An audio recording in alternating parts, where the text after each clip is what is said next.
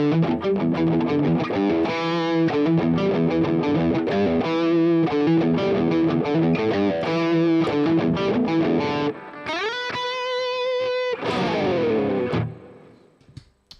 morning, everybody. Are we good? Are we good with the sound? Are we good with the audio, video, everything okay? I hope.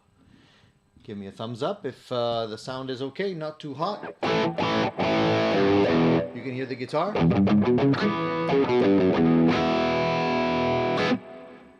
Hopefully it's not too hot. And I'm talking about the sound, not the weather.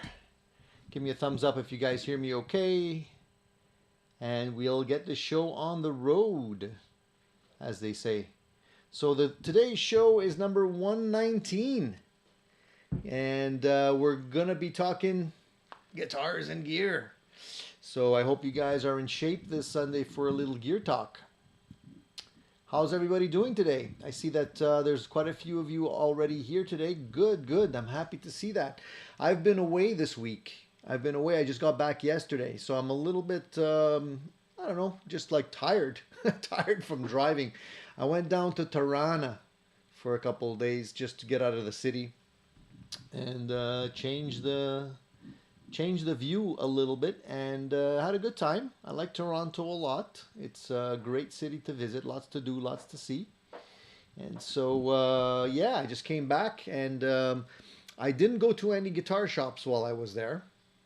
The reason for that is because I didn't have time really, but I don't know where the good spots are in Toronto, so I don't know if there was any better places than, let's say, Long and McQuaid, which I've been to a million times, and they usually don't have necessarily what I'm looking for. So I kind of stayed away from the guitar scene while I was there. But I hope you guys have been good. I hope you guys didn't get into any trouble while I was gone. I see there's already some questions on the chat here. Why didn't I go to Guitar Fest? Well, I just kind of mentioned I was out of town, so I wasn't in that area. Would be cool to go to the Guitar Fest at some point, but I didn't do that this week.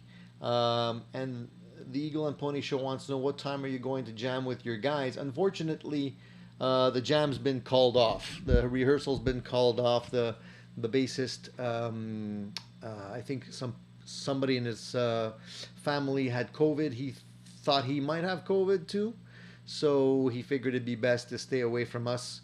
Unfortunately, this COVID stuff is still circling around, so we're gonna have to postpone the rehearsal that was scheduled for today. I don't know. I've been around so many people the last week, or been to a bunch of places that was full of people in Toronto. So if I don't have COVID, I'm gonna be really lucky. But hopefully it won't come to that. So I hope you guys are doing good. I hope you guys are ready to have another great Sunday show. Today, as I mentioned, is show 119. We're getting up there. And I want to welcome everybody that's here today. The Addicted to Gear, or ATG live Sunday show, is basically directed at musicians, pro, semi-pro, beginners. Doesn't really matter. As long as you have some sort of affliction to gear addiction, then this is the right place for you guys. We basically dedicate the show to answering questions about gear, talking about gear, and just, shooting the breeze and spending an hour or two together and enjoying each other's company and just seeing what kind of trouble we've all gotten into in the last couple of weeks, or last couple of week, because I've only been gone for 1 week. So it's almost like I just had the last Sunday show, and now it's Sunday show again. It's been so. Anyways, today I'm playing this guitar. This is a guitar I picked up just before. Let me get this cable off here. This is a guitar I picked up just before leaving. Really nice guitar, as you can see. It's got a set of slash pickups in it. This is one of the reasons why I bought this one. And it's a nice playing and sounding guitar, and I wanted to try it out tonight. I wanted to bring it to the rehearsal, but I guess I'm gonna...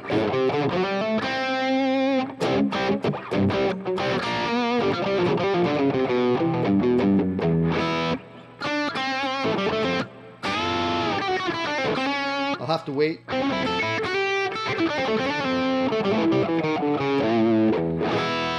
More about this guitar in a little bit. We want to talk about what you guys have been up to. So who's fallen off the wagon this week while I was gone and maybe picked up some new gear? I'd like to hear about that. If you guys have anything that you want to confess, then now's the time.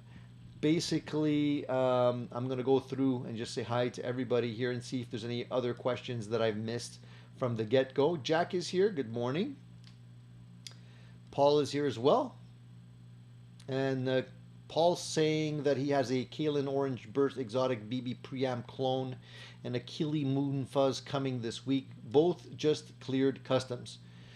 Paul, I've heard a lot of great things about the Orange Burst. A lot of people really do think it sounds really nice. I don't know how close it is to the Exotic BB preamp, but a lot of people do like it, especially for the amount of money that it costs. I haven't heard too much about the Moon Fuzz, so that'll be an interesting thing to hear your comments on. Let us know how you like the Fuzz. I don't have any Fuzz pedals in my collection right now. The only one I actually had was one that I built myself. Was a build-it-yourself pedal that was basically the same circuit as the Fuzz face, the original Fuzz face. That was the only one I really had that I consider like a full-blown Fuzz. There was another pedal that I had at one point, which was Fuzz. It was kind of like a distortion, but it could get to Fuzz territory as well. Was a Lunar Lander, an expensive pedal, hard to find, used for a good price, but I did have one, and I kept that one for a while. Then I actually built another pedal, which was DSOFM, which is a Dark Side of the Moon pedal, which I have here. I'll show it to you. This guy, which I also built myself, and I actually got rid of the Screddy after I built this one because I felt that they were both playing in the same territory. You can see there's no markings on it. It's a cool shiny pedal case though. It's really nice, and this is basically the only Fuzz type pedal that I own right now. Really nice pedal. I don't use it enough.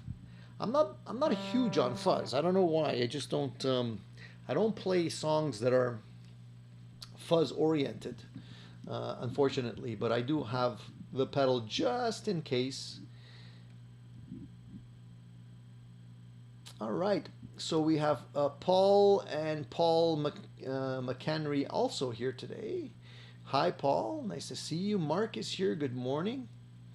Mark says he hopes to be able to hang for the full show today. 3-hour gig last night, 3-hour gig later today. I'm wiped. Holy mackerel, Mark. You're really going to town. That's a lot of gigs. That's great. Between work and gigging, you must be exhausted, dude. How was the 3-hour show last night? Hopefully it went well. What kind of a set do you play, Mark? What kind of songs do you play? Do you have any... maybe you can list a couple of songs that you played during your set. Wayne is here. Good morning. Good morning, Randy. Top of the morning.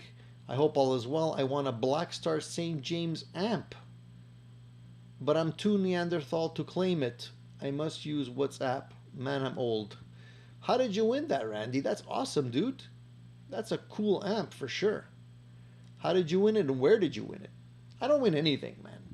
I don't know why. I'm just not lucky that way. But that's a nice prize, dude. Learn how to use WhatsApp, dude. Get somebody to help you. Get that amp. All right, John's here. Monarch 01367. Good morning. Presley, how's it going, dude? Landon, hey, dude, how you doing? Alan Guitars channel, good morning. Christian is here. Good morning, my friend. All right, cool. Danai, Neil, Leo, Quicksilver. All right, full house. Great. Hey, man, it's like 45 people and it's still early. Usually people trickle in a little later. Quicksilver says, I missed last week's show because my girlfriend took me to see Lightyear instead. How was it? How was the movie? I hear mixed reviews about that one, but it's should be cool. I'd be interested to see it. The Elvis movie is supposed to be pretty good. I don't know. I haven't seen it yet or anything, but seems to be the movie to see this summer. Ed is here. Good morning from Colorado. Quicksilver says to Toronto to get out of the city. LOL, how does that work? What I meant is to get out of my city, Quicksilver. The thing is here, yesterday was Saint Jean Baptiste, which is basically the national holiday. So there's a lot of hoopla within the city, fireworks, partying, that kind of thing. I like to take the opportunity when you have an extra day off or whatever just to get out of the city and explore other places. And Toronto was the closest option to me. Yeah, I can't believe it's Sunday again. Cool tunes. It seems like it was just yesterday. For me too. Quicksilver says Steve's Music on Queen Street West. Yeah, we used to have a Steve's here in Montreal too. I think it still exists, but it's not nearly as good as it used to be. But I didn't get an opportunity to go down that way. APK 1967, best wishes from Dublin. Hey, nice. Nice to see people from all over the world. Russell says, actually, I got a positive response from a vendor in Japan about a couple shipping questions and was pleasantly surprised when they said, hey, I got access to factory/parts 2 bonus. Cool. All right. So I could randomly be sitting on a bunch of old Fernandez bodies or area necks at some point, which gives my tummy a warm feeling to daydream about. Nice to be able to have some cool parts to play around with and possibly build another guitar with or sell. Leo, cheers to you, my friend. The Eagle and Pony Show says sorry to hear that. I don't know what we're sorry to hear about. All right, let's talk about some gear, guys. Let's talk about some gear. I want to hear you guys. I want to hear about who fell off the wagon and was naughty this week. APK 1967 says just bought a Kramer Focus off Toman, and it's a hunk of junk. I was thrilled with the Beretta Special I bought, but the Focus is nowhere near as good quality. A pity. Yeah, for sure a pity. What happened? Why is it junky? What's the issue with it? It just doesn't feel right, or is it just cheaply made? What's going on? Give us the rundown so we avoid having to have the same issue. I haven't ordered anything from Toman in a long time. I haven't ordered anything. I don't really have the inkling to order anything at this point from them. Nothing that really caught my eye at this point. The only thing that I've been kind of looking at out of the corner of my eye is possibly another Charvel guitar, but I haven't decided yet. I'm hoping something interesting will come my way. I don't know. Not super in a rush to get another Charvel, but if I can get one without a Floyd, that would be a cool thing to add to the collection. Haha, Russell says if I wasn't out of money, I would have picked up like 5 things. I know what you mean, Russell. Leo says, morning from New Jersey. Fat Philosopher says, great music week. Both Megadeth and Ozzy released new songs. Ozzy got Jeff Beck to play. So Jeff has been very active these last couple of days, eh? He's been popping up all over the place with Ozzy Osbourne. He's been popping up with Johnny Depp. I guess he's getting his second win. He's not spring chicken anymore. Jeff is pushing. What is he pushing now? Is it 80? Late 80s? Or is he older than that? I'm not even sure. If anybody knows, let me know. But he's holding up. He can still play. He hasn't really lost his chops or anything like that, which is nice to see. Addicted to gear. I finally got my Yamaha RevStar RSS standard last week. And don't leave us hanging there, Quicksilver. You got it? And what's the review? Give us a rating, 9 out of 10. Is it a 9? Is it a 7? Is it a 6? What is it? Does it meet all your expectations? I know a lot of people love those guitars. Leo says he pre-ordered the new EVH 78 Eruption. That's cool. I think that guitar is going to be... a lot of people are going to enjoy that guitar. If you like that earlier model, I think that's going to be really cool, Leo. I've considered maybe building my own version of that guitar, but I don't know if since I have a couple of other ones that I already put together, I'm no longer really gassing to build another one like that. But I do have an idea. I do want to make myself another Strat style, Super Strat style guitar, and I wanted to paint it with tiger stripes, but I haven't decided, what the color scheme is going to be yet. Sort of like a satchel version of the Charvel, but it's not going to be a Charvel. It's going to be my own part version of that, but just play around with some paints again when I have the time. And he also, APK967 also bought a baby wah, Crybaby wah. Did you buy the full-sized one or the mini ones that they're selling now? I think the mini ones are more practical. The big ones are just too big to fit on a board comfortably. You have to really move things around, especially if you want a compact board, But that's always you got to have a wah in your collection, in your pedal board. It's always I always feel that, if you're playing some kind of a solo and you're running out of ideas, just step on the wah and just have fun. It opens up so many other possibilities. Everything sounds good when you use the wah. Russell says, I actually came across a Honeyburst TL6 and a Honeyburst TL5, and I've been trying to complete a trio of PV neck through basses for a while, but prices have literally over doubled in 2 years. Yeah, that's the scenario that everybody's sort of living with today, is just the price. I feel like there's no real good deals out there new.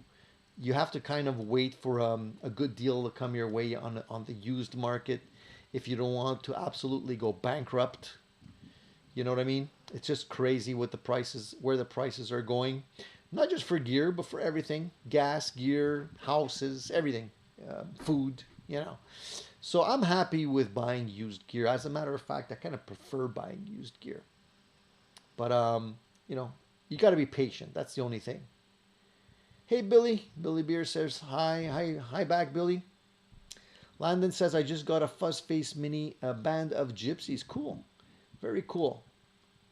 How do you like it, Landon? Is it doing the real, the Hendrix thing? Does it sound authentic? What are you running it through? Just out of curiosity.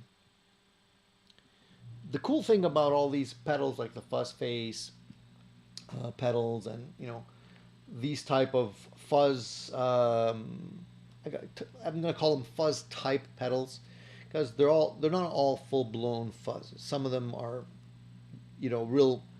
You get that fuzz sound, but then you have these kind of in-between pedals that are kind of go between fuzz and maybe drive or distortion. They work really well with the Marshall Studio Plexi that I have. The Marshall Studio Plexi, for those that don't know, is a pretty clean amp, except if it's driven. And if you drive that amp, to get it really to break up, you got to really push it hard. And it's not really something that you can do comfortably in a home environment.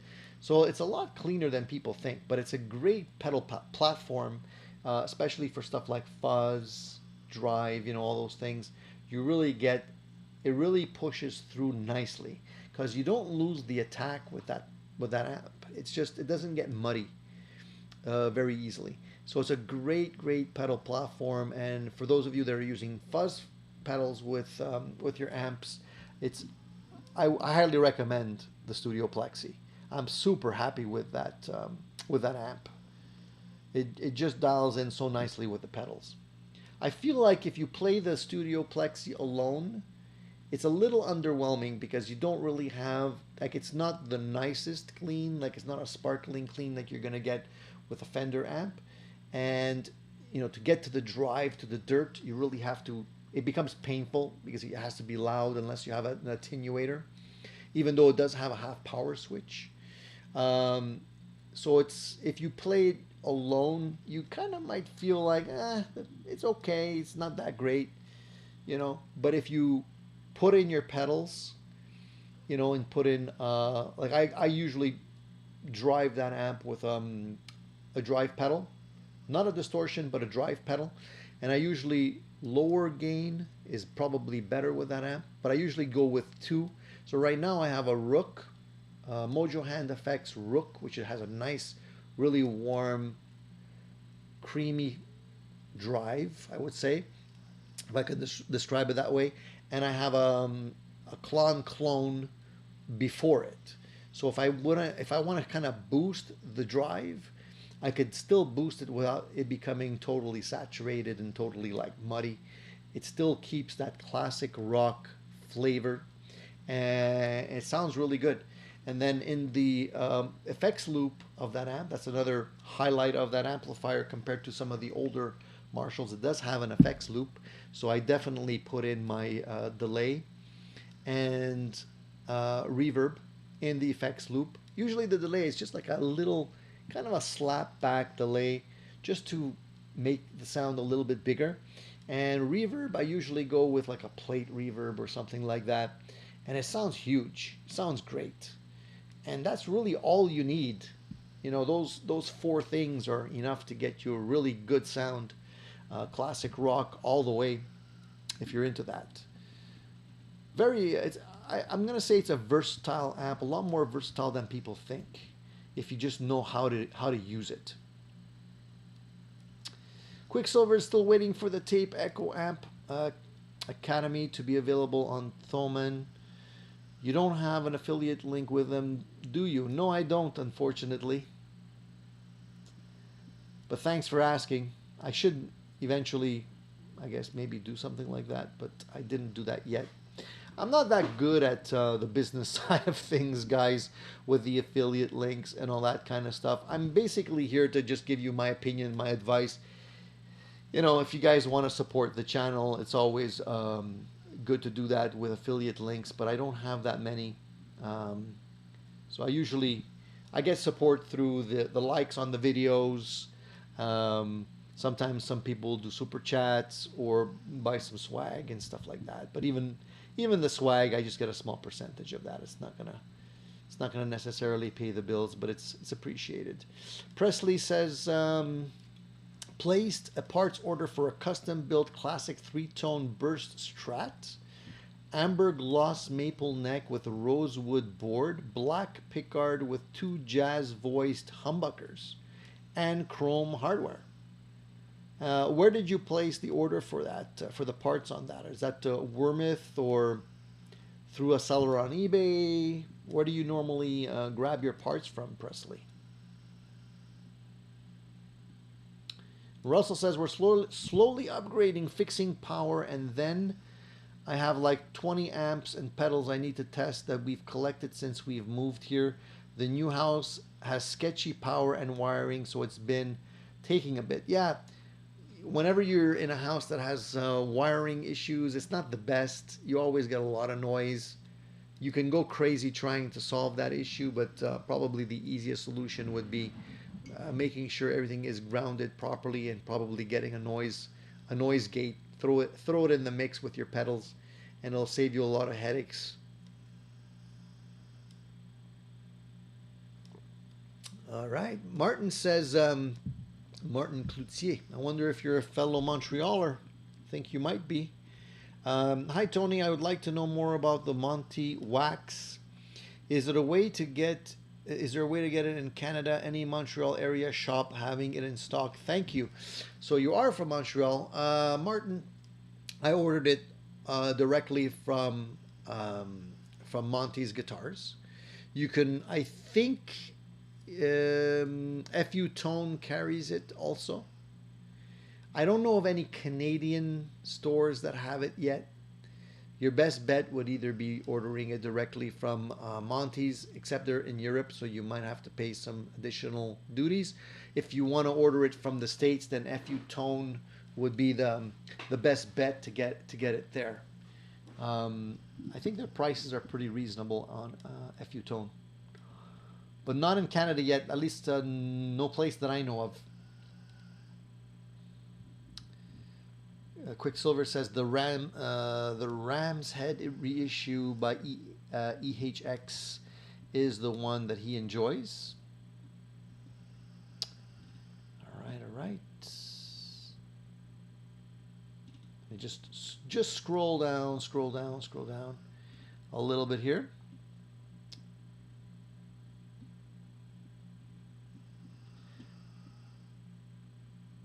Top Gun is getting rave reviews, I hear. Leo, I saw it. I saw Top Gun is definitely better than the first one. It's a good movie. It's not like, I'm not gonna say it's the best movie, but it's a good movie. It's entertaining. DMAC has the Green Russian Big Muff reissue. I find it versatile and stacks well with overdrives. And Fat Philosopher says, watch the YouTube documentary movie about Quiet Riot. Oh man, I forgot about those guys. Quiet Riot. Feel the Noise. Whatever happened to those guys? Is it a good documentary, Fat Philosopher? I guess it could be pretty interesting, I guess. Oh, someone says the Elvis movie is terrible. Really? I thought it would be better than that. I guess I have to read more reviews before checking it out.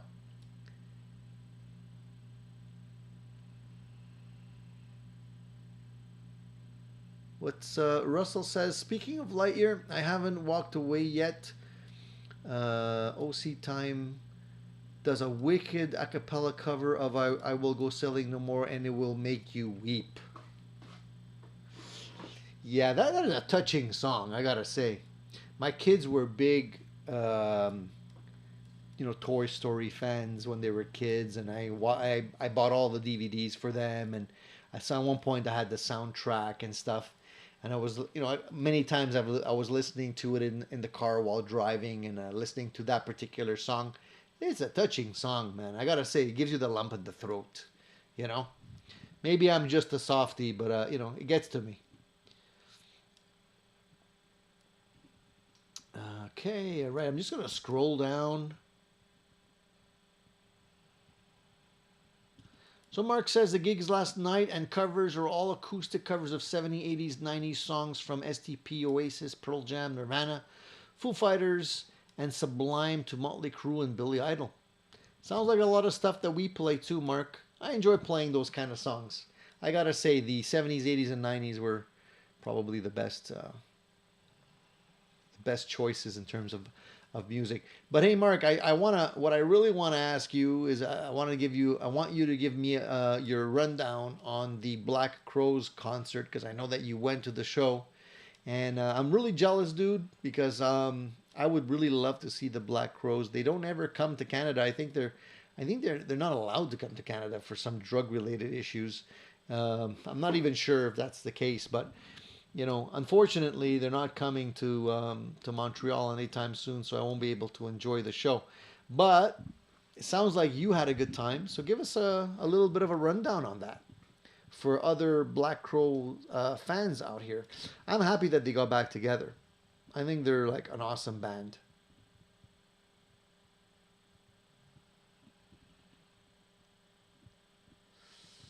Randy says, I never win anything.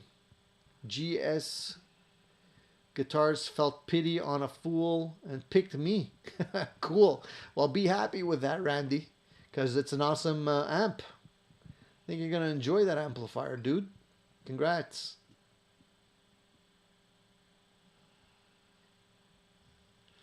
All right, all right.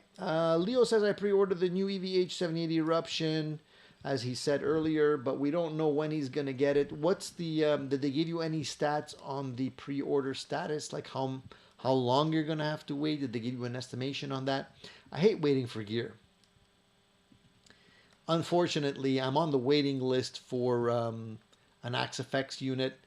Uh, some kind of a mailing list that they have going. They said they're going to contact me whenever whenever my number comes up. I've been on the waiting list at least a month now, probably a little bit more, still nothing. So who knows when I'm going to actually get anything.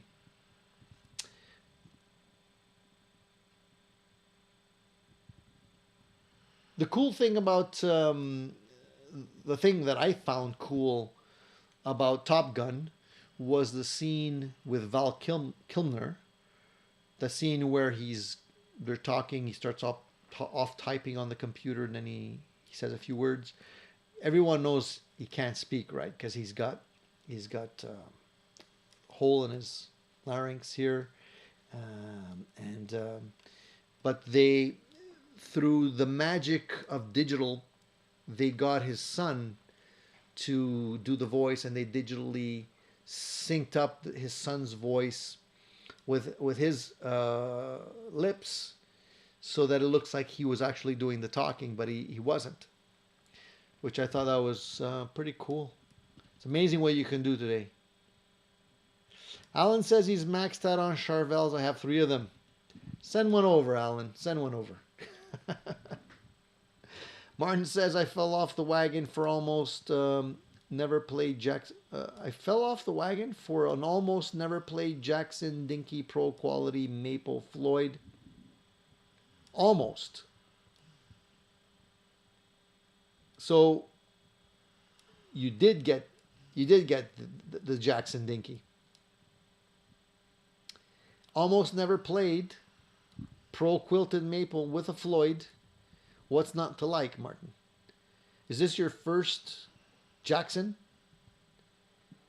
They're pretty awesome guitars, I gotta say. Cool Tunes wants to know, Tony, thoughts, if any, on Edwards guitars from Japan as alternatives to Harley Benton's. I've only had I have one now in my collection. I've tried a couple. Their Edwards make great guitars. The ones from Japan, in my experience, have always been good. Compared to Harley Benton, I mean, I'm assuming you're talking about the Harley Benton Les Paul style guitar from Harley Benton. I personally feel that the Edwards guitars are a better investment, depending on the price you can get them for used. Because the prices are going up on those guitars as well. I got one recently, and it's a gold top with P90s. I showed it here before. I like that guitar a lot. I feel it feels quality. It feels good. The thing with Harley Benton guitars, they're not bad guitars for the money you pay, but they're not going to really hold their value much. Where the Edwards guitars are definitely going to hold their value a lot better, especially if you're going to buy a Japanese version. So I would say, if you're from an investment perspective, the Edwards guitars would probably be your best bet, because you're not going to lose money on it, and it's a nice guitar. It's definitely a nice guitar. I have nothing bad to say about the Edwards gold top that I have here, especially since I bought it used, and I think I underpaid for it. Because everywhere that I look, the same guitar model that I have easily is selling for double what I paid for it. So unfortunately, the guy who sold it to me didn't really know what it was going for, which is bad for him, good for me. But what are you going to do? Sometimes you win, sometimes you lose. Sometimes you're the windshield, sometimes you're the bug, right? So the Focus is cheaply made, cheap, nasty tuners, tons of fret sprout, just poor all around. I love Thomann, and this is my first bad experience, but obviously it's on Kramer for the poor quality. Yeah, I wouldn't blame it on Thomann for that. I would probably blame Gibson, since Gibsons are selling the Kramers now, aren't they? I think they're just trying to.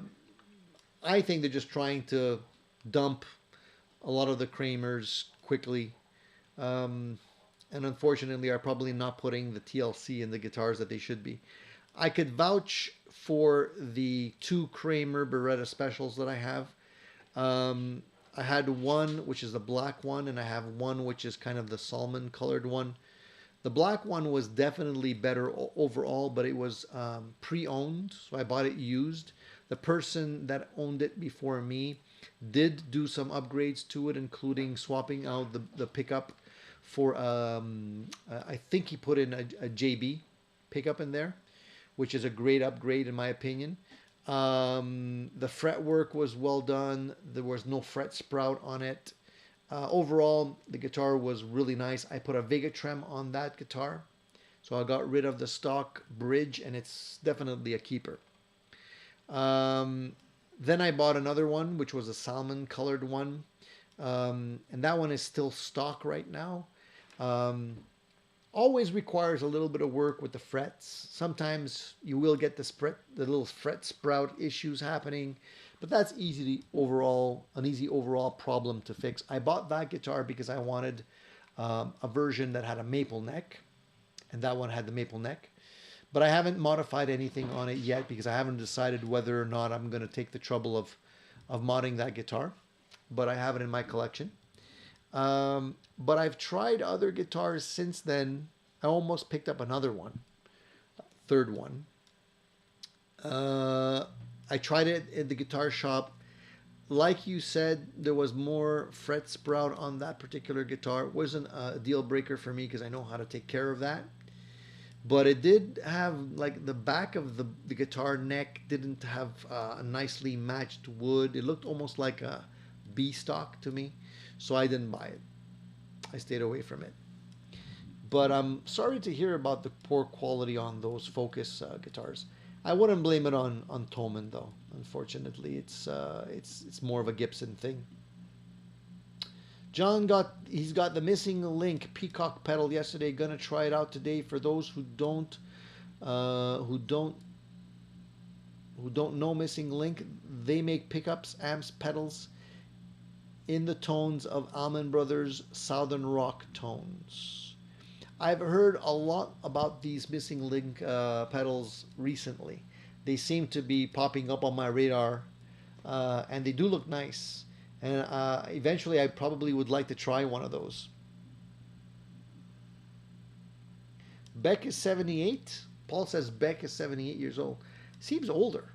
Okay. The thing is, Jeff Beck always kind of looked old to me, so I guess it's just, I'm just used to seeing him that way. Yeah, Beck never really abused himself. Most of his free time involves restoring classic roadsters, so he's in pretty good shape for a person his age. Yeah, I think I do know he did have some kind of, I guess, mental issues very early on. I don't know if it was some kind of a breakdown or something, but I think it was during the time of the Yardbirds and whatnot. I do remember reading that he had some kind of issues where he kind of wanted to leave the limelight for a little while, and I guess he got better because he's still doing it now. But he's always been a quiet individual. You know, he's never really been too flamboyant in terms of being out there, and he's pretty subdued in terms of what he does, and he does his own little thing, and he's happy with that.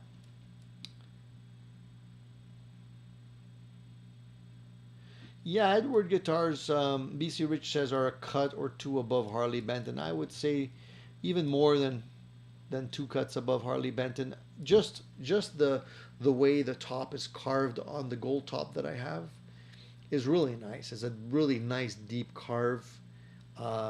No blemishes, no issues with the construction at all on that guitar. Um, I'm just looking behind me to see if I have it.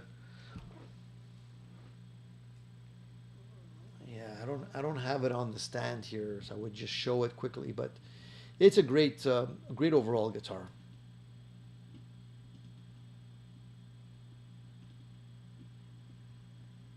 Just scrolling down a little bit, guys. If you guys, I'm like halfway now, so I'm just going to scroll down to the bottom and work my way back up. So Quicksilver says, rating the RevStar RSS20, 9 out of 10. The pickups could be a little bit better. Could use a little more mid-range and overall oomph. The fit and finish for under $800 Euro is wonderful. Action was a little high. So all little things that could be adjusted, but 9 out of 10, that's an excellent rating. Sounds like a keeper to me. Joe says, I picked up an ERT LP style guitar. Love it. The pickups have a vintage Gibson pickup sound. I didn't try. I never actually tried the LP style guitars for the ERT models. I did pick up another one. I don't know if I think I mentioned it last Sunday. It's right there. See this one here? That guy with the dark pickups.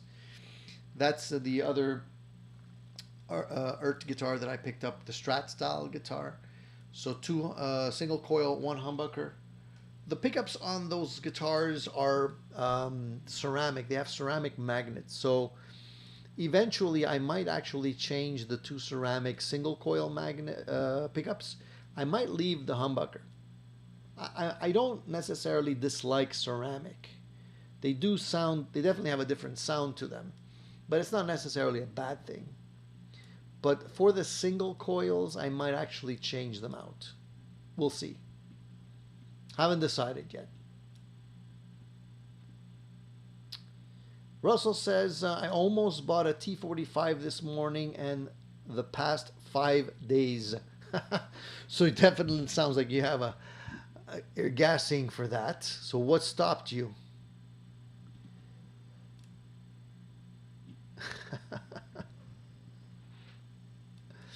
Leo says, man, the ERT guitars have been getting really great reviews lately. They're great guitars, dude. That's why I picked up two, and I like both of them equally. You know, I picked up the Telecaster version. Now I picked up the Strat version. They're just really, really comfortable guitars, and a great platform. If you want to upgrade those things, all you really need to do is change the pickups, but it's not even necessary really. But they just play really, really nice. Especially if you can get them, again, if you can get them used. The price on those things have gone up really, really quickly. I guess the cat is out of the bag right now, you know. But if you can still get them used, I keep my eye open. If I find one, I grab them. Landon says, I really like it. I have it dialed back to just have a hint of mild fuzz. It's a germanium pedal. That's like the one I had. I'm playing it mainly with my Strats through the Princeton. Very cool. The germanium ones are the ones, in my opinion, that give you the real, authentic sort of Hendrix vibe. That's the one I built myself. With the fuzz face I built had the germanium circuit in it as well. It sounded really good.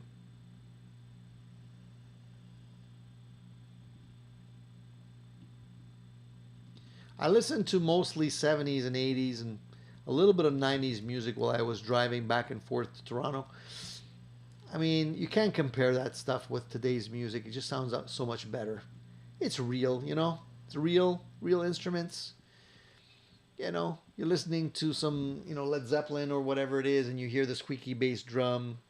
You hear the plane flying over, you hear the ghost tracks when they've recorded over the tape a few times at the beginning of the songs. That's what makes it sound real to me. That's what I like. It doesn't necessarily have to be perfect. It's funny because Rick Beato once did a video, and if you guys don't know Rick Beato, check out his YouTube channel. He's like the guru when it comes to any kind of music theory, but he does pretty nice videos.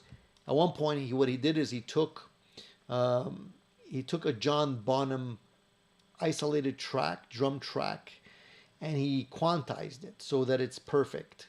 So he kind of gave it today's treatment, because today's music is all quantized, and so there's no mistakes. It's perfect, right? And he did it to a Led Zeppelin song with John Bonham's isolated drum track, and it just sounded like so terrible. It just got rid of all the character that we know and love about John Bonham's playing. And he doesn't really need quantizing, but it just takes all the humanness out of it. It makes it sound like a drum machine kind of thing. It's like I definitely don't want that in my music.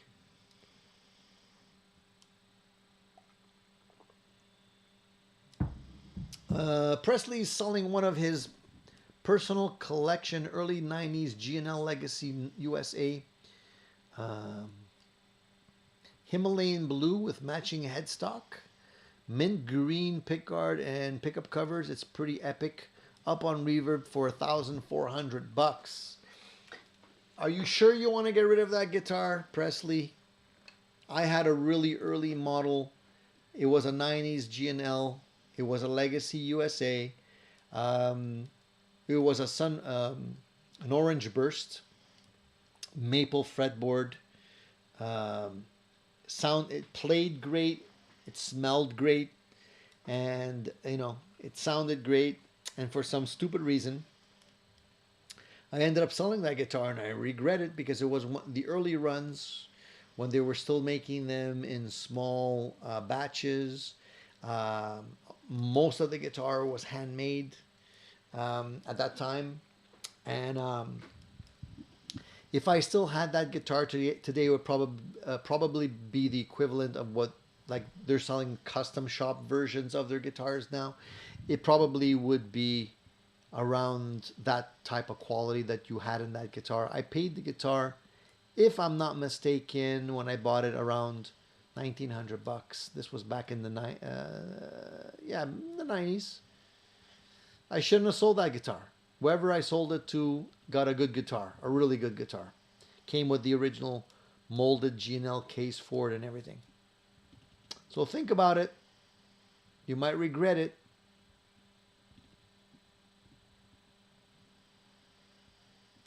Let me just scroll down, guys.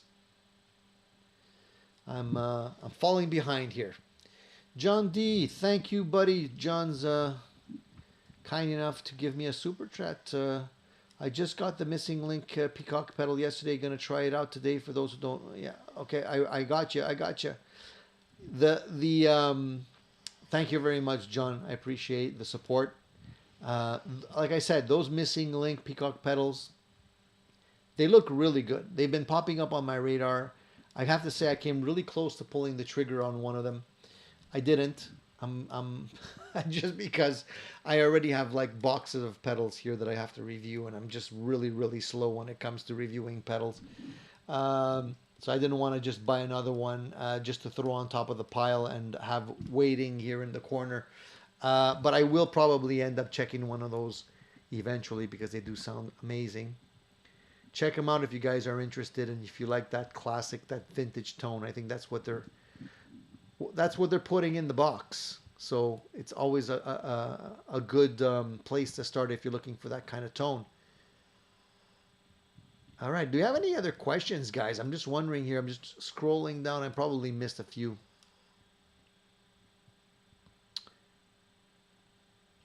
Paul recommends that I check out the Fender Hammer Tone Fuzz from Fender, $80 US. I haven't checked out many of the Fender pedals, Paul. I'll be honest with you. I don't, for whatever reason, I don't feel like I don't know if it's a marketing thing, but it's sort of like Fender has never been on my radar for pedals. You know?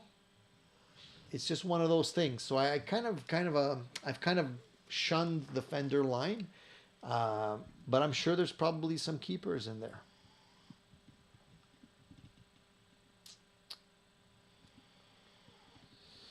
Hey, Quicksilver, thank you for the super chat, buddy. Thank you, thank you. Quicksilver says, for the non-affiliate links and penalty for missing last week's show over Lightyear movie sucked also. Hi, dude. I appreciate that, man. Thank you for supporting the channel. And you're forgiven for the Lightyear thing, by the way. So don't worry about that. Don't feel guilty about that. D-Max says he's got a Marshall Origin 20 and is a great pedal platform, lower cost plexi style that really blooms when you put some boosts or overdrives in front of it. So I think the Marshall Origins have gotten a bad rap. In a way, it's a good thing because there's a lot of these Marshall Origin amps floating around on the used market for not that much. You can sometimes get them for even under $500 for a head, and that's a good price. I agree. I think if you listen to that amp dry, you probably will be underwhelmed. But a lot of people have said it's a great pedal platform, and I think if you know what pedals to put in front of that amp, you can actually get yourself a really good quality amp for not too much money, and you can get into that Marshall territory very easily with pedals.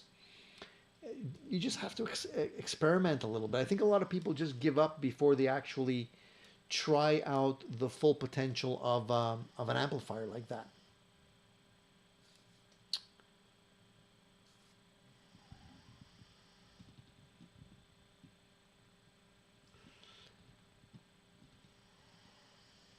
So Presley says he usually gets his bodies and necks from GFS, sorry, or Allen Eden. Same with the hardware.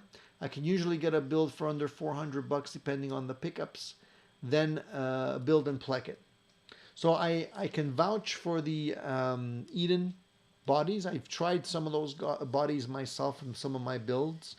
They're good quality. I think the prices have gone up though. GFS have been a little hit and miss depending. Sometimes you get lucky, sometimes you don't. But it's a good place to start if you want to keep the cost down on the builds.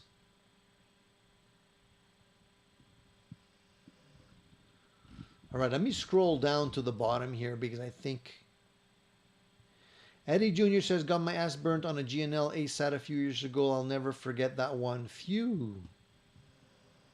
Why? What happened with the GNL ASAT? I tried an ASAT for, I had one here. I had a Telecaster version of the ASATs, and it was a great guitar. Sounded great to me. I didn't have any issues with it. What was the issue with yours?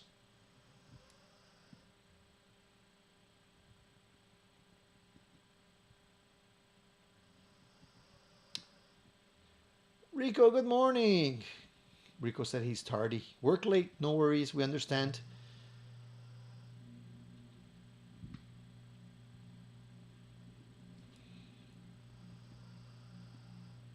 So I'm gonna, Landon says, just took the dog out around the block.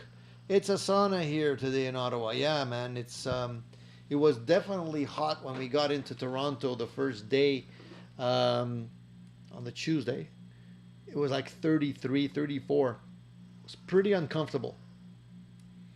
But I'm not complaining. I prefer that over rain.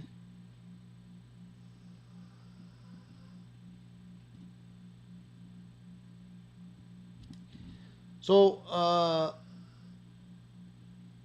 I swear last night I sweat 2 gallons at the gig. It was nuclear hot in Maryland. Yeah, it's super uncomfortable if you're playing in the heat. Not a good place to be. Definitely want to stay hydrated for sure. BC Rich says, I love my ASAT Classic Blue Boy upgraded into a 4-way configuration and a set of locking tuners too. Okay, so Eddie says his ASAT had a warped neck.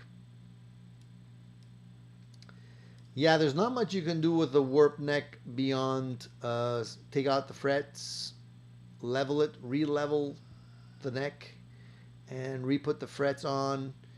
You're probably better off just buying another neck for that guitar.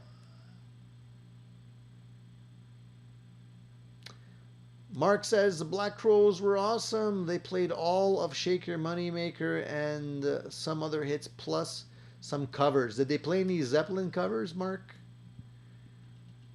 They did a great job with Jimmy Page.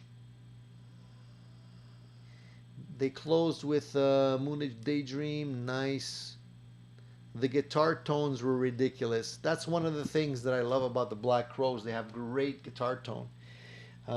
Did you get a chance to see some of the gear that they were using?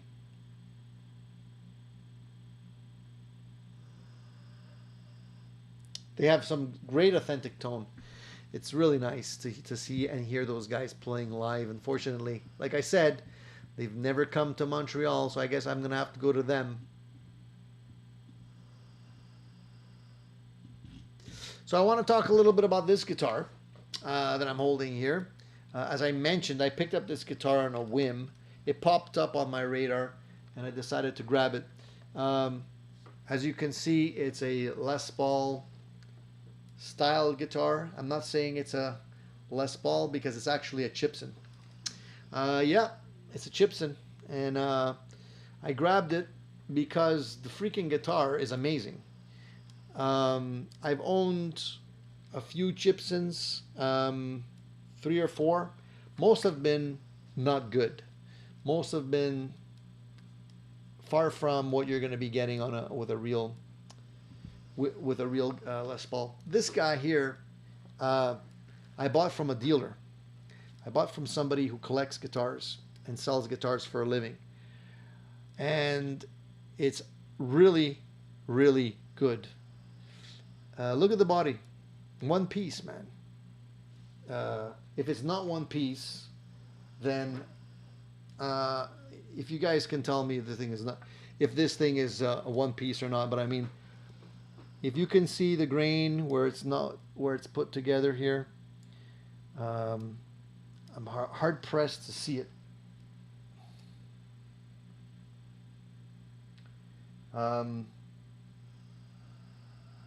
Very difficult for me to see.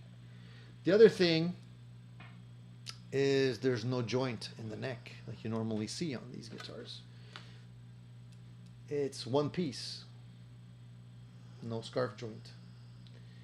What else can I say? I mean, the real reason I bought this guitar was for the pickups, because there's real slash pickups. These are real slash pickups in this guitar, which are worth about $300 alone. That alone was worth the cost of the guitar. But when I checked out the fretboard material, is freaking awesome. I mean, guys, don't forget, I have 2 real Gibsons in my collection. Bone nut.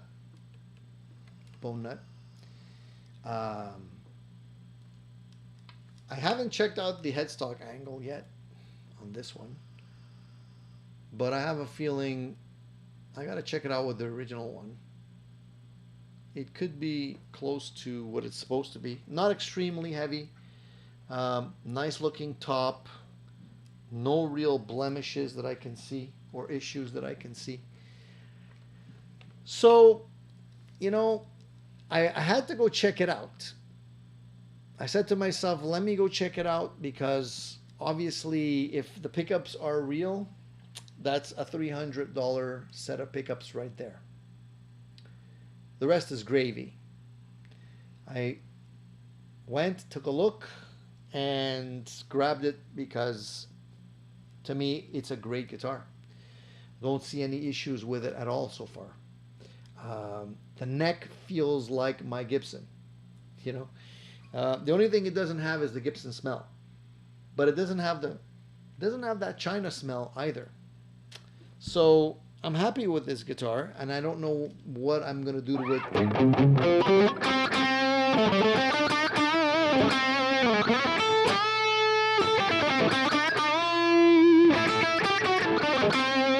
To make it better. Besides breaking the strings a little more, it's a new set of strings, so they're kind of, they go out of tune. Let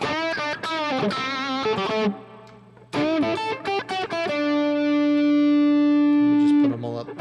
This is the neck, bridge. Definitely out of tune now. I bend the strings quite a bit.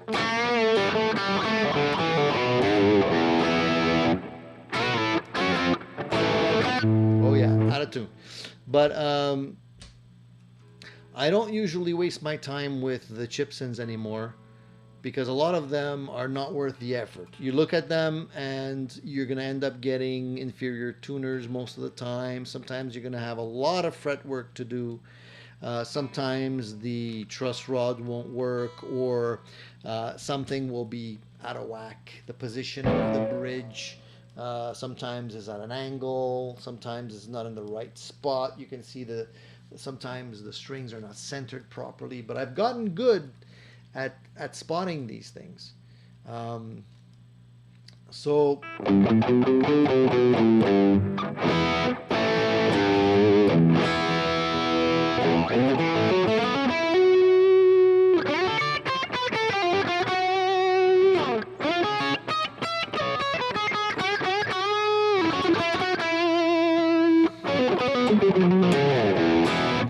that's exactly what I was thinking, Dan. You know, if Slash's original guitar was not authentic either, why should I care? At the end of the day, if the guitar sounds and plays good or well, that's all I care about. And so I ended up buying it. So whether you are for them or not, it's on me. You know, if I got a dud, it's on me. But so far, it doesn't sound like a dud, doesn't play like a dud, and I wish I could make you guys feel it.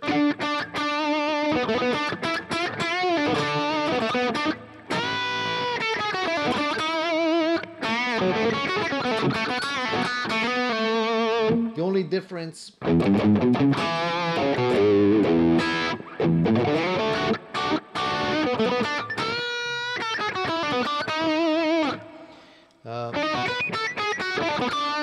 the only difference for me is okay, it doesn't have the nibs, you know. I don't really care about the nibs. The fretwork seems to be really good, and I have a feeling the guy did some work on it because it's too good out of the box. And the fact that it has a bone nut and everything, I don't know if that's original or not, but if it isn't original, I don't really care because that's probably one of the things I was gonna probably upgrade on the guitar anyways. So I wanted to try this guitar because I wanted to hear the pickups full blown in a live scenario to see if it was going to sound the way I wanted to. Slash pickups always get good reviews.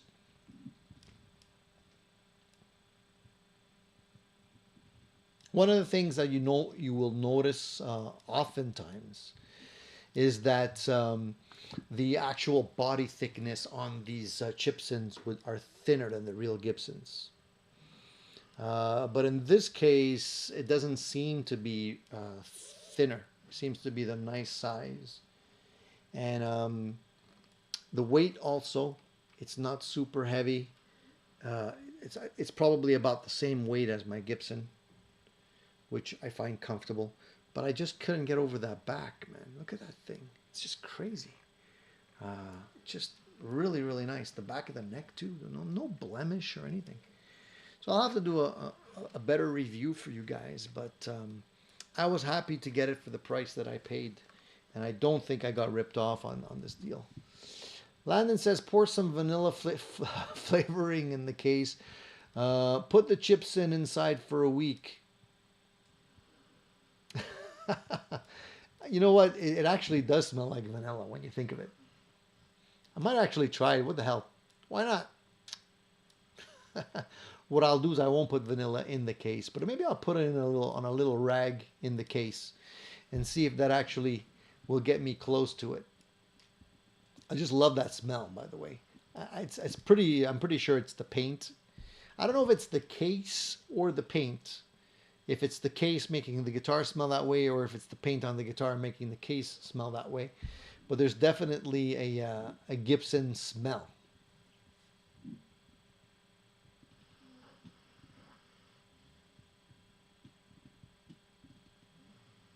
I read a couple of things over the last couple of days that were kind of interesting. I just stumbled across some articles that I thought might be interesting to share with you guys as well, because there's been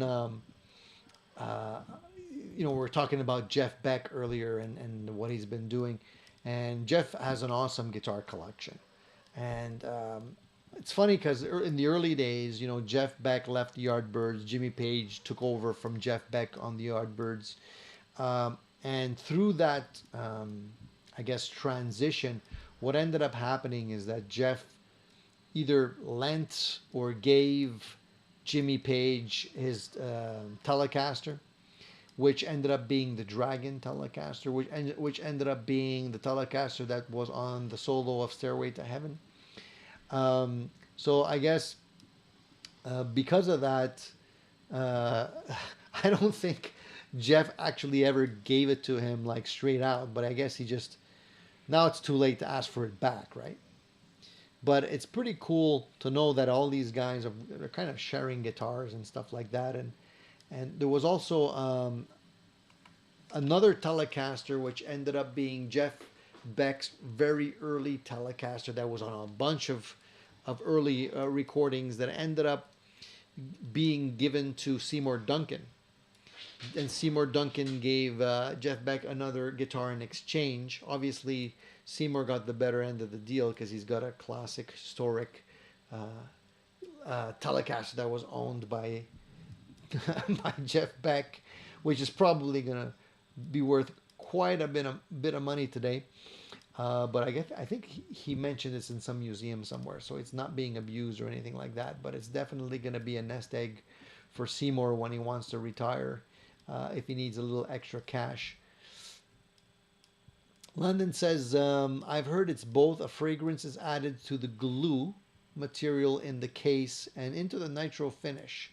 Interesting. Oh, so they do it on purpose. Yorkville used to make the cases.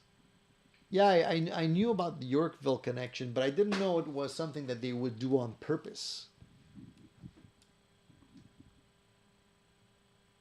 Interesting. Quicksilver prefers the smell of napalm in the morning. I thought it was a lacquer too, Charles. See, you learn something new every day. And Quicksilver says, I guess it's similar to the sweet smell from the Music Nomad stuff. I don't know if I have the Music Nomad stuff right here. Not the same smell. At least not this one. This is the Guitar One for gloss finishes, complete guitar maintenance in one bottle, cleans, polishes, waxes, and protects in one easy step. Pro strength formula. Nah, this definitely doesn't smell the same. Not the same at all. Then I have a Gibson cleaner here. Gibson guitar polish. And let me smell this guy. I don't think they put the smell in the polishes, but let me just give it a sniff here while we're talking about this. No, this smells lemony to me. Doesn't smell at all like the vanilla flavor.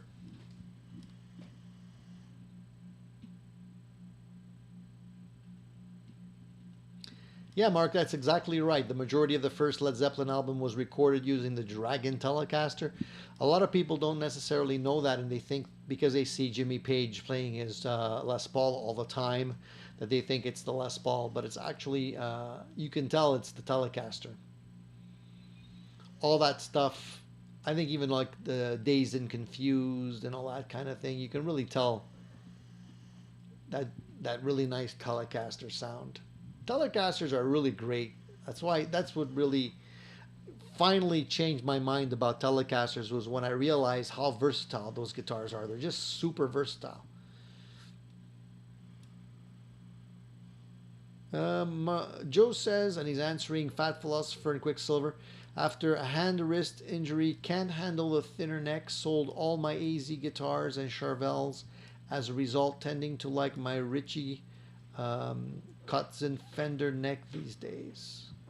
That's why you need a lot of different guitars, because you don't know. One day you're looking at something and you want something a little bit thinner, wider. Another day you want something a little bit beefier. It's good to have that versatility in your collection, That's why I kind of, I just like to have different, like my guitars are not all the same. I know there's some people that just will stick to one specific type or flavor guitar. Like they like the Strats, they stay with just Strats. You know, they'll buy different versions. It could be a Charvel, it could be a Fender, it could be other brands, but basically, essentially, it's a Strat style guitar, and they stick with that. I don't like to do that. I like to have variety, so I'll go from Telecasters to Strats, hollow bodies, solid guitars, PRS guitars, you know, different things like that, and like to have a little bit more variety.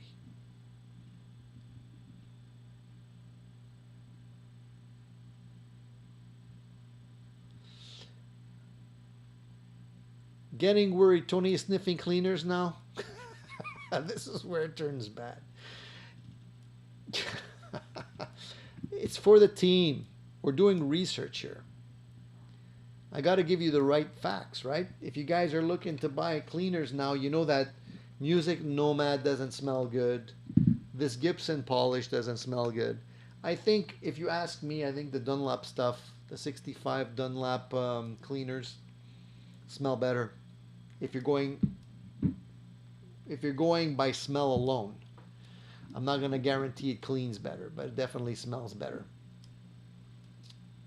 So you know who else has been doing a lot of shopping lately? Picking up a lot of guitars? Neil Sean from Journey. Apparently, he's bought over 150 new guitars during the pandemic. 150, guys. I mean, that's quite a shopping spree, wouldn't you say? I wish I had the cash to do that kind of stuff. That's on top of the guitars he already owns. So I don't know how many, what the grand total is, but basically he says that he kept buying, and more buying, and it became like a hobby for him during the pandemic. It was like being hooked on something, like gambling. And he says, and he doesn't gamble.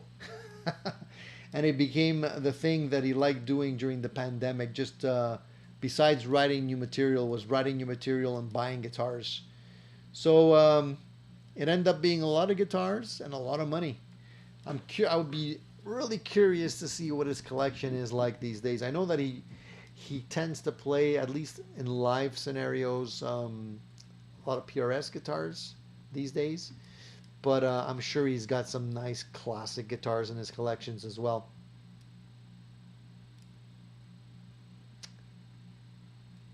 I don't know if he has, I think, if I'm not mistaken, he did mention that he has he was asked, he said, there's always one guitar that will always stand out to him from his collection. He has a collection of about 650 guitars right now. And he says, and he sold some of them off, obviously, you know, the come and go. But his one of them that actually stands out in his collection is a 1954 Les Paul Gold Top that was gifted to him for his 65th birthday. 1954 Gold Top. That's a nice freaking gift, you know. I wonder if I'm going to get a 1954 Gold Top guitar for my 65th birthday. I'd be happy with something like that. He says it's the oldest guitar that he owns, and it's the one that sounds amazing. So not too shabby in terms of a collection. I think probably, I mean, I know all these rock stars have amazing collections. There's a great series on YouTube that you can see, that you can watch, and it's the guitarist of Cheap Trick going through some of his collection. He's got an awesome collection as well. So between Neil Sean, Billy Gibbons, I think Billy Gibbons has like some kind of an airplane hangar worth of space just dedicated to his guitars. And one day I'd love to be able to see. You know how you know, some people collect guitars. You get like Jay Leno has his collection of classic guitars in his hangar, and he goes in and he has a show talking about his all these great cars. I'd love to be able to see a show where they go into, you know, Billy Gibbons' warehouse or whatever and just go through all of his guitars, and telling the stories about each one and why he picked one up and what's great and what's not, Um, and just that's the kind of stuff I geek over.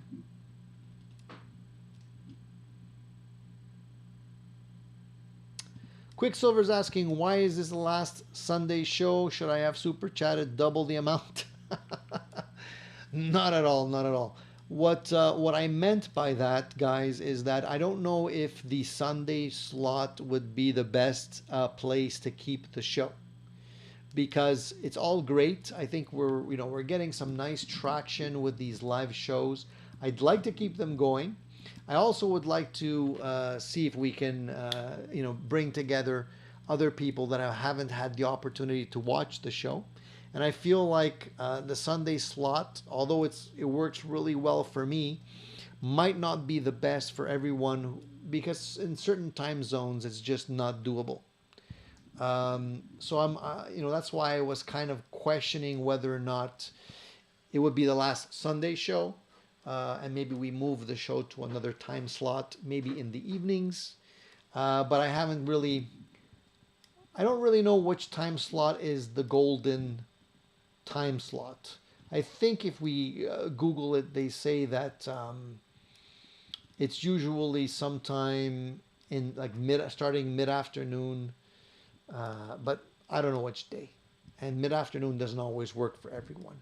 So this is why I kind of was questioning that. I don't want to mix people up, and I don't want to necessarily switch things up too much, because I know that when we were doing a Sunday show in the morning and then an evening one, it became confusing for a lot of people, and I felt that we were seeing some drop off because people were just getting confused which one was going to be the current one for that day. But I will let you know if things do change. I feel like 2 shows a week would be maybe too much for too many people. Just too much pain listening to me for an hour or two twice a week might be overkill. But I'll see. I haven't decided yet. Wayne, that's really nice of you. Don't worry, Wayne. It's all good. It's all good. Don't fear. Kush, man, thank you for that compliment. Thank you, man. So Quicksilver says it's perfect for Europe. It's Sunday afternoon here, and a great way to wind things down to close out the weekend. Yeah, so it's good for Europe depending on where you're at. I think we have Fat Philosopher that's in Japan. I think it's late for him. I think for people out in Australia, it might be a little bit of a challenge. Not sure. Dan says there seems to be a void on Thursday evenings. And Mark says, my work days, I work 7 a.m. to 7 p.m. and I work every other weekend. My schedule sucks. So if you move it, I'd be okay. I do love the Sundays though. I like the Sundays too, just because generally my house is quiet and there's not much planned for Sunday mornings for me. So it works really well for that.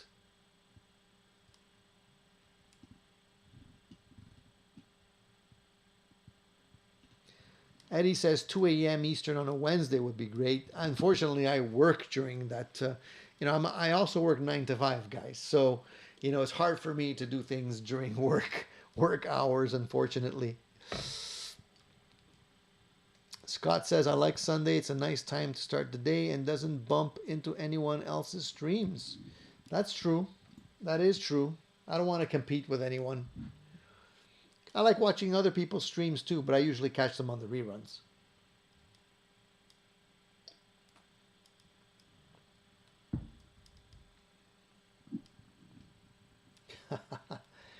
Leo says he enjoys the Sunday with all the knuckleheads. Very cool, very cool. The other thing I actually... Tony, you're the only live guitar show Sunday morning. Okay, well, that's cool. And Wayne says it's good on the West Coast as well. Gears are religion, so Sunday is perfect.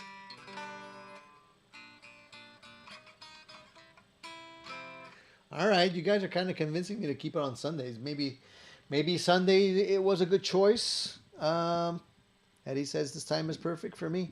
Well, I know it's all good for you guys because you guys are usually here on Sundays. So if it wouldn't be good for you, you wouldn't show up, right?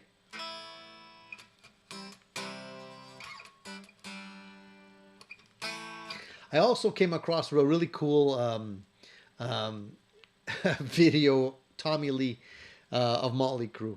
The guy's crazy. You know, like he's just. I'm surprised he's still alive with all the crazy shenanigans they've been doing over the years.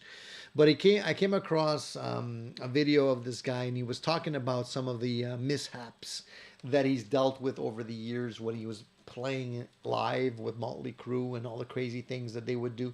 The stuff that he spoke about, and I'll never get over this, and I don't even know how he survived this stuff. You know how Tommy would like to do a very flamboyant guitar solo, not guitar solo, drum solo. Obviously, Tommy Lee's the drummer, not the guitarist of Motley Crue. So what he would do is they would have his drum set rise over the crowd, go onto this riser, and just work its way over the crowd, like 60 feet up in the air, right? And go over the crowd, and he'd be playing his drum solo, and he would go all the way to almost the back of the venue, the back of the stadium. And the reason why he did this is because he wanted to give the people in the nosebleed sections a thrill. He figured, people are, can't see anything most of the show. Let's give them a thrill, and let's do this. And so he went over the crowd. And part of the act was that when he would get to the back, eventually what would happen was that he would either he would just rappel off a rope off this 60-foot platform onto the stage, and the way it would work was like the lights would go out or whatever, and he would just rappel downwards, and there was supposed to be a member of the crew that would actually put the brake on this rope as it was sliding down or just getting down to the stage level, which is 60 feet, right? And he's supposed to, like, with a contraption, put the brakes on so it slows down just before he hits the stage. Well, lo and behold, something happened. He never actually put the brakes on it. So when he felt that he was coming down too quickly, he figured I might as well jump off this harness, because he had his like foot in a little loop that would hold it there, and he tried to jump out of this thing, right? And he ended up getting his foot caught in the loop, and he just, his whole body just swung the other way around, and his head hit the stage, knocked out unconscious, had to be driven to, the hospital to be able to stay under observation for 2 or 3 days. You're not supposed to fall asleep after getting a concussion. He woke up in the ambulance saying, I got to go back to the show. I got to go back to the show. And it's like, no, dude, you're not going anywhere. Like crazy things like this, he could have easily cracked his head open. That's probably why, he's a character the way he is. But that was one of the things. The other thing that he would do with this drum solo at one point was that he would do the drum solo, and then when he was on this riser, the lights would go off, and he would be yanked off of the riser through a harness that they would use, sort of like what stuntmen use. They would just yank him off the harness, and then the pyrotechnic guys would like basically blow the drums, like, they had like some kind of pyrotechnic explosives, just blow up in the dark and make it look like he got blown up, right? But he had been pulled off with the harness. Well, one evening, what ended up happening is that the harness didn't work, so he ended up not getting pulled off in time, and he got 3 or 4 blasts, pyrotechnic blasts, like straight to the face. He like covered his face with his arms, and he got like 3rd-degree burns, burned off his hair and his eyebrows, and burns on his arms and whatnot. He could have easily died from something like that, but these are the crazy things that these guys were doing back then. And you don't get that kind of stuff much anymore. You know what I mean? It's like that's part of the rock and roll lifestyle that made these things so great, but pretty crazy. When I read that stuff, is like, I'm amazed these guys are still alive. They shouldn't be. Gospel of Mark says, Tony, maybe I missed it. Is that a veneer? Really nice. If so, I'm pretty sure it's a veneer. Yeah, this, like I said, this is a Gibson, right? It's not a real Gibson. It's got to be a veneer. I don't think it's a solid top.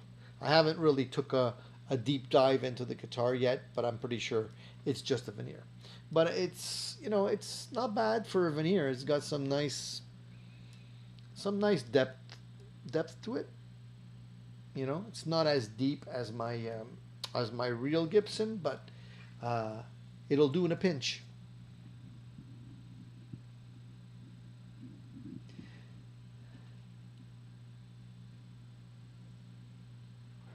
Alan says maybe do a second show as a pilot during the evening to see if you get more viewers. Yeah, I might do that from time to time. Maybe I'll do like a special show. Maybe I'll keep the Sunday venue and just do like I'll pop up during an evening or something. Maybe heck, maybe even do something in the middle of the night when I don't, when I don't feel like sleeping. Just see who's up. Quicksilver says if there's a schedule like a TV guide kind of thing of guitar gear live shows, we all know that Phil's Friday show is one that pulls over 1,000 people every week. Pretty insane. Yeah, Phil's been doing his stuff for a long time. Pedal shows on Monday. Leah Fugue on Wednesday. Dylan on Tuesday. Who does Tuesdays?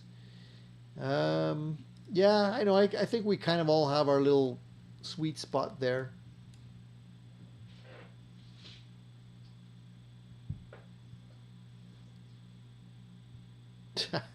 Keith says I was there. He came back to the front and jumped off on a bungee. It looked like to us there was no front row in front of us, so he had room to jump. Looked like he was gonna land on us. Crazy stuff.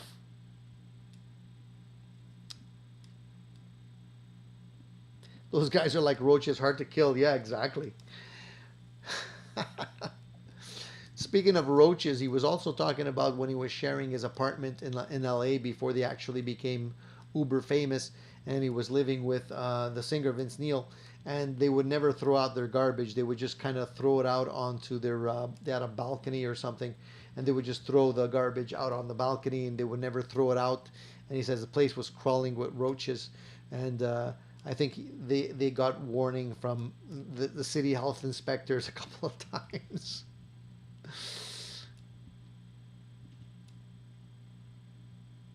Keith says my wife liked it. He was wearing almost nothing. Ozzy is a Keith Richards of metal. Yeah, exactly. Well, Ozzy hasn't been doing so well lately. I think there was he had some kind of operation recently. No, I heard about that. I don't know if he's doing better now, but I mean, he's looking a little frail. Prince of Darkness is looking a little frail these days. I don't know if he's doing better. But I mean, he has definitely had a very full life, and I guess now we're seeing the results of that. Also, if you watch Norm's Rare Guitars, we know that Norm has been battling. I think he has some sort of cancer, and he also had some kind of a stroke while he was being treated for that in the hospital, and he's been off the radar. I don't know if he's doing any better. I don't know if anybody has seen any updates, but I'd be curious to know how he's doing. I hope he's doing well. Norm, he's a staple for anybody that loves guitars and gear, and his shop is like one of the shops I would really love to visit because he's got some beautiful guitars in that shop. But unfortunately, I haven't had an opportunity to go in that part of the U.S. But if ever I do, I will definitely make a stop over there. I don't know if any of you have heard anything, any updates. He had been putting out some videos on his Twitter account, but I haven't seen anything since a couple of weeks back.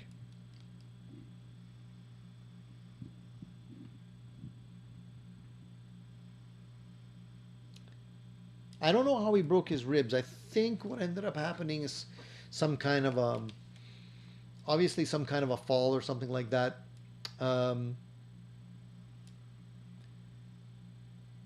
I haven't really heard all the details, but I'm sure there's going to be a funny story related to it.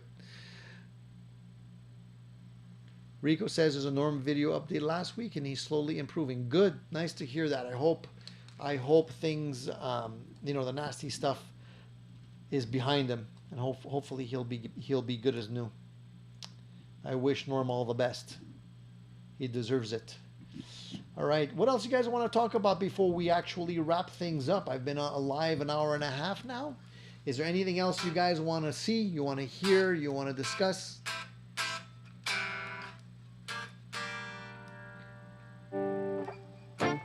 I know there's a couple of you lurking there that haven't had the courage to ask any questions. There's 53 of you on here. How old is Norm? Good question. I have no clue. I don't know how old he is. I heard about that, Leo.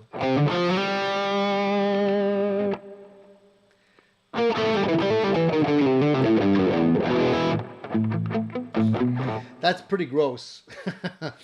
But I did hear about that. They would have the dirt book. Tommy and Nikki, they would like not shower after this was after the shows. Remember, guys, they're playing shows here, and they're in their tight leather outfits and stuff. And that stuff probably will reek after a show. And they would just wait to see how long it would take for a groupie to complain that they would stink. And I don't know what the record was, but I think they did officially have a record. I think it was like over almost 30 days or something like that. Pretty gross, I gotta say. Not one of their highlights. EF says, saw Tears for Fears a few weeks ago. Loved the red Strat and the lead singer played. Yeah, I think I saw that too. The Tears for Fears album that came out with all those great hits still today blows me away by how well it was produced. The sound quality on that album is amazing. If you listen to that through a good quality sound system, it really is amazing. Considering when it was put out,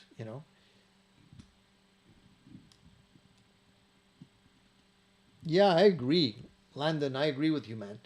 The classic guitars on that channel are just mind-boggling. It really is. I don't know where he finds all this stuff, but I guess he's got his secret sort of network of dealers that he goes through. I've seen him like come back from collecting guitars and he's unloading like the truck, and there's like hundreds of guitars in there, and they're beautiful classic guitars. I'd love to know where he gets them.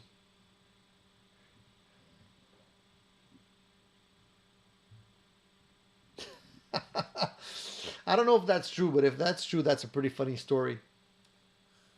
Mark says, my buddy says Tommy Lee broke his ribs fighting Vince Neil because he kept on calling him Vince Neil. Vince Neil, I hate to say it, like it's pretty rude for me to say this, but he's not looking that great, man.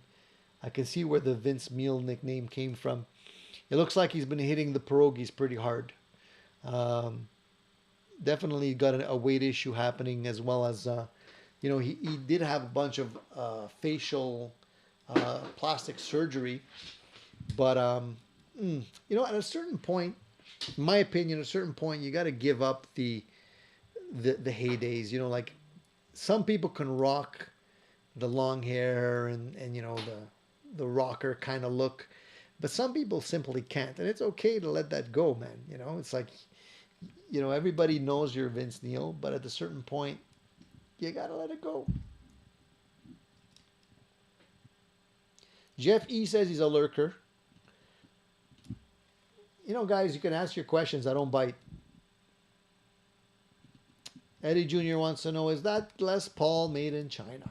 So I just mentioned it. I guess you were not on the show yet or something, but yeah, this is a Gibson. Okay, this is a Gibson that I picked up just about a week ago. It is a copy. It's not a real Gibson, but it's a very nice playing guitar, and very close in terms of feel to my real Gibsons. I bought this through somebody that buys and sells guitars. He's a collector, and he actually has guitars that are worth like 30 grand and more. And I kind of trusted him on this one because I figured if he had this in this collection, it should be above the standard Gibsons that you normally get on these, on eBay and all these other places that are usually not very good. They usually have issues. They're not going to feel good. This one, as I mentioned, is just a cut above. It really is a really nice guitar. Not one inkling of buckle rash on this thing. It's basically mint. I'm trying to get the reflection so you can see, like, there's not one scratch on this thing. It's freaking mint. And the back of the guitar, to me, looks like it's one piece. No volute on the neck that you normally see on the copies. And I gotta verify if the angle is correct on the neck, on the headstock. I can't tell you right now, but I gotta check it out. But it really feels great. It really plays really nicely, and it's got a set of authentic slash pickups in it that just the pickups alone are worth $300. Landon's still waiting for his Harrison Telecaster. Hopefully this week, waiting for Lozon Music to receive the delivery from Fender. I'm curious to see that one, man. I'm really curious because I did have some gas over that one. At one point, I was contemplating getting that one. You don't see those pop up too often. So let us know when you get that, Brandon, because I definitely want to tune in to see that one.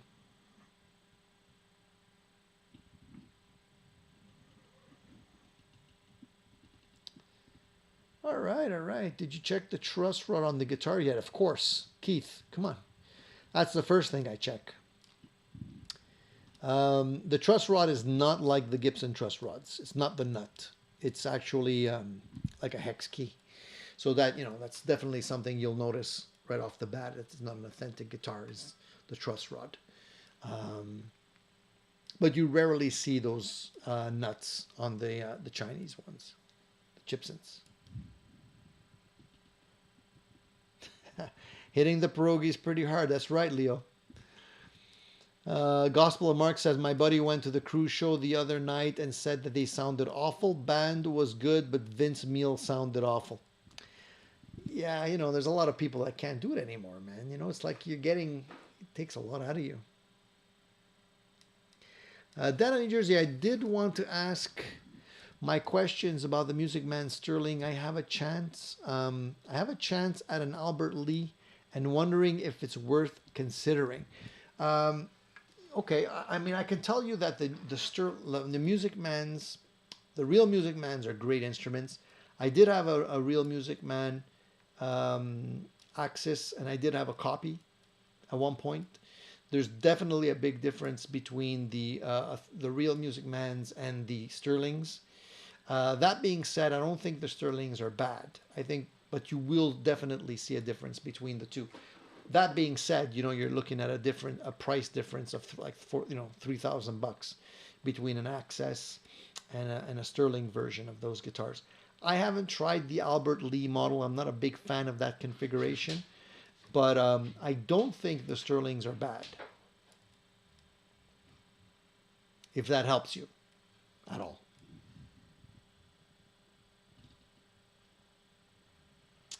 Gospel of Mark says, Tony, are you going to gig with that thing? Looks like a perfect gigging guitar. Okay to sing, but great sound. Okay to sing, but great sound. I'm not sure what the last line, what you meant by the last line. Yeah, I'm going to gig with it. Why not? That's why I bought it. I'm going to definitely keep it. I don't have a set of uncovered pickups like this on any of my Gibsons. I usually go with a raw nickel. I like the raw nickel covers, but these ones, it's going to be doing the slash thing, and the color on this guitar is a little lighter than my Gibson, so I can definitely say it's not the same, but it plays really nice. The neck on this guitar feels really nice, and once I do the trick with the vanilla, it'll sound a lot like it'll even remind me more of my Gibsons.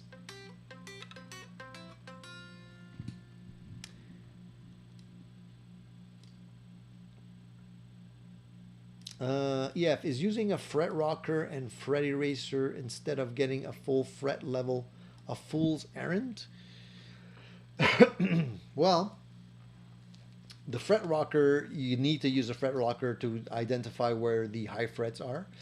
The fret eraser is not gonna it's not gonna allow you to lower your frets. The fret erasers will definitely help you get the scratches out to polish up the frets, but they're not gonna allow you to actually file down the frets. So yeah, I wouldn't necessarily, if you're asking me whether or not you should use a fret rocker to identify the high frets and then use fret erasers to try and get them level, yeah, I wouldn't do that. That wouldn't work. You definitely have to file down the frets first and then polish them up with either a series of sandpaper grits. The fret erasers work okay, but you would need a lot more variation in terms of grit to be able to get them from like the raw just leveled version to the final polished version. Like I tend to go through grits quite a bit. Like I'll usually, after leveling the frets, I'll go anywhere from 600 grit all the way to 2000 grit, maybe even further than that, because sometimes I usually use the Dremel with some polishing compound at the end of it, really to get the sparkle, if you really want like glass smooth frets.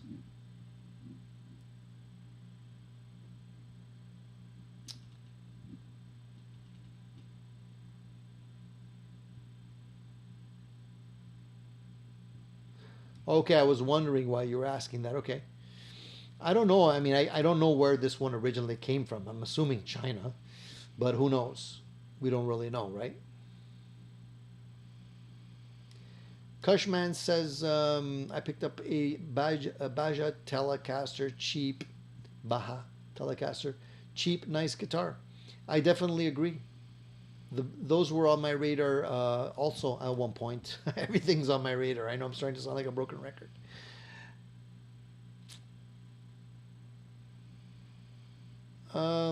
Quicksilver says it could be a one piece. If I remember back then, AliExpress could ask for an additional 20 to 50 bucks for a one piece body. Like I said, it looks like a one piece to me, man. I got pretty good eyes, and I don't have it in the light. I usually go by the back here, but it looks like a one piece to me, man. I don't see the glue joint.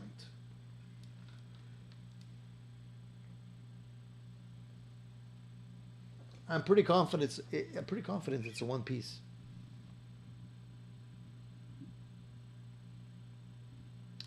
Does anyone make a rosewood Telecaster body for those that would want to build a George Harrison Telecaster tribute? Yeah, I'm pretty sure you can get rosewood off the custom bodybuilders that are out there. There's a few on eBay as well that you can look at, and you can order custom body builds. Warmouth probably will allow you to get one as well.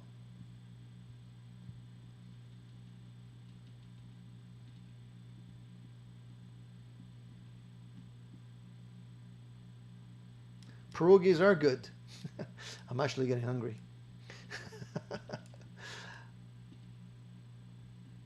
All right, any other questions? Did you see everything at Sawtooth is 50% through tonight? Code DAD50. I did not see that. Thank you for letting us know.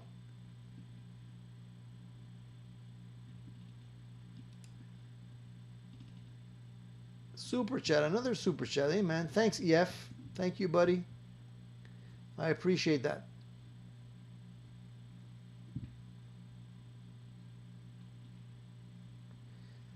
Yeah, you definitely need to have a bunch of different grit sandpaper if you really want to get the sparkle in those frets.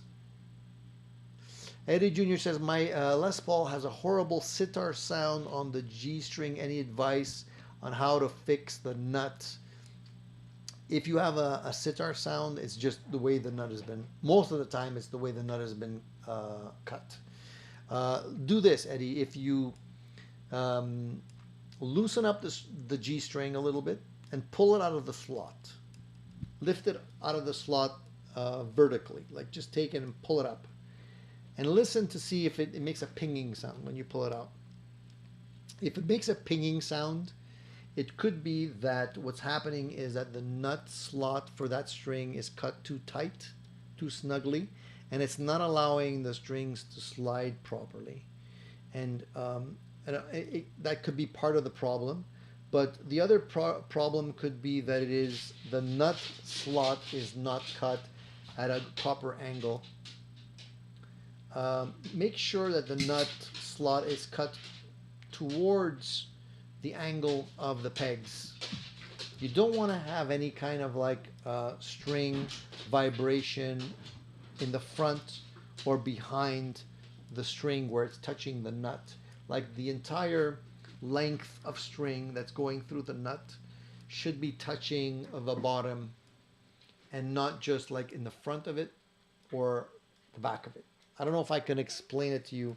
I wish I could make you a drawing. It would be easier for me to describe to you. But basically you want the string to be flat against the nut all the way across the slot.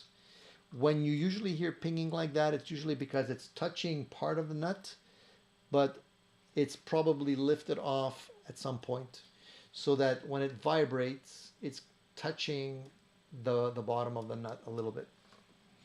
I don't know if that makes sense to you. It's kind of hard for me to describe properly here without drawing a diagram, but that's usually what it is. Oh, the Warmouth won't do a rosewood body? That's surprising. They usually do that.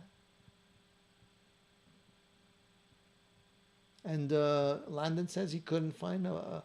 Really? Man, that's strange because when I was looking, yeah, I definitely found a whole bunch. Yeah, Eddie, that's basically what you need to do. Just don't go too far down. Like you don't want to go too far down.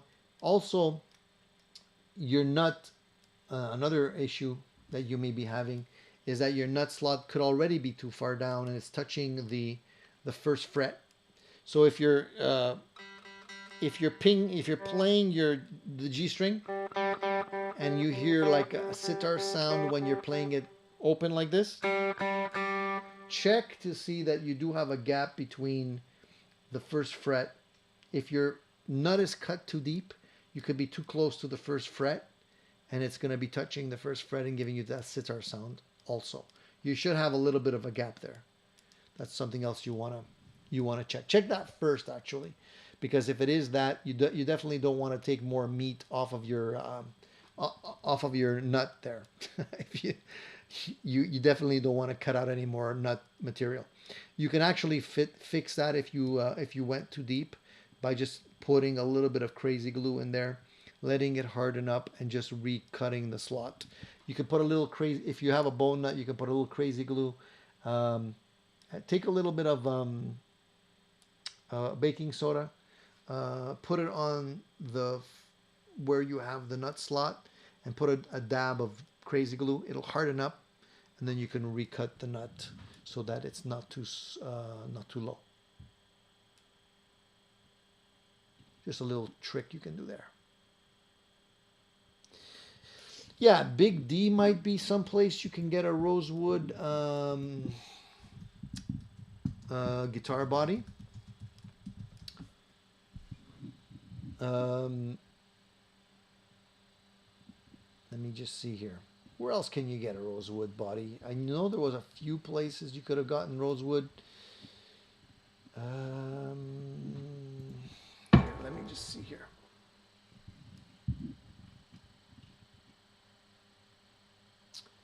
I think you can probably find some on Reverb.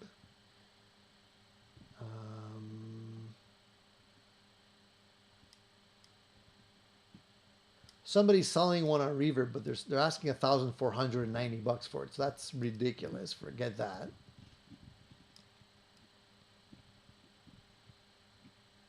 Let me see here.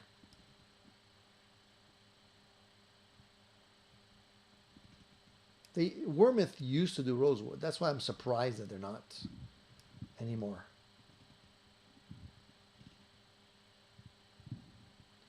And you've looked on eBay and stuff like that? Nobody's selling rosewood bodies on eBay?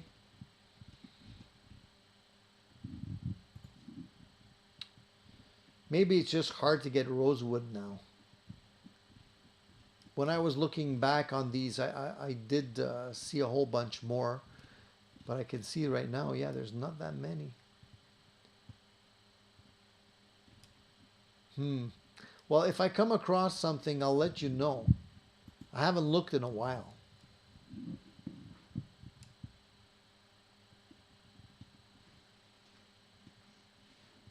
Let the nut jokes fly.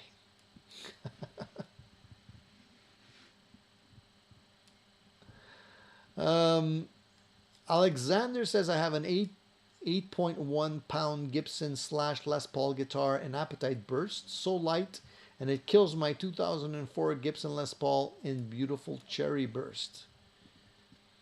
Sounds like a keeper. 8.2. Okay, 8.2.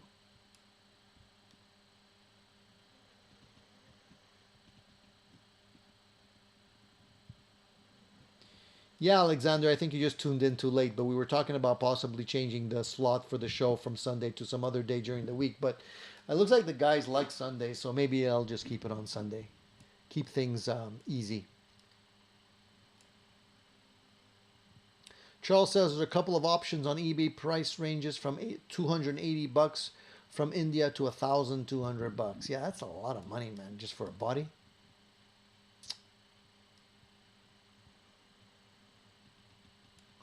€1,000 for a body and neck on Reverb. Someone in Florida is selling a rosewood neck and body for $1,000. That's a lot of money, man. I wouldn't necessarily pay that kind of money.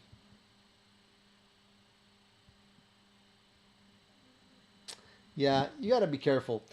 There's probably other places you can grab that somebody can make you a custom body, but rosewood is expensive. It depends on the type of rosewood that you're going for, right? So you might not necessarily want to have the most expensive type of rosewood. You can also have them laminate the guitar front and back with rosewood and maybe keep the core out of another type of wood. That could be less expensive as well. It's getting harder. It's getting harder.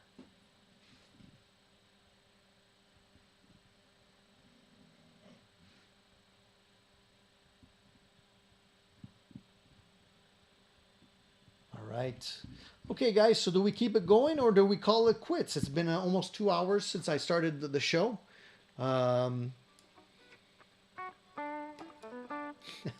Gene says the Lord rested on Sunday just to listen to Sunday's show. Tony's Sunday show, and it was good. Alan says, I heard Slash recorded Appetite for Destruction with a Les Paul copy. Yeah, it's a known fact that his original guitar was actually a copy, was an original Les Paul. Too much talking about nuts too early in the day for Alexander.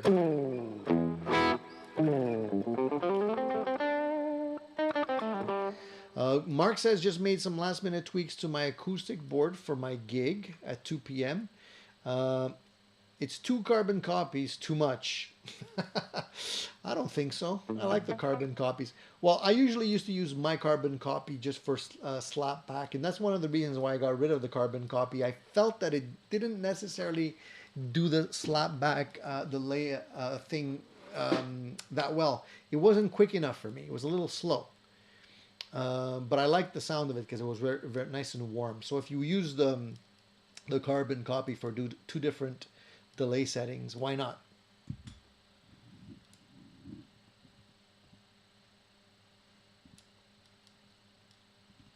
Landon says the Harrison Telecaster he's getting is chambered too. Well, it would have to be because it's going to be really heavy. If it's, rosewood is a heavy material, I think, if I'm not mistaken.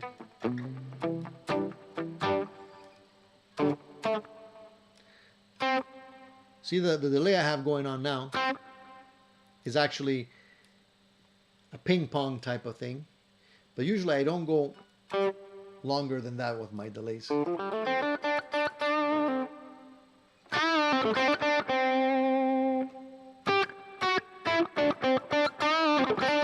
like like it quick.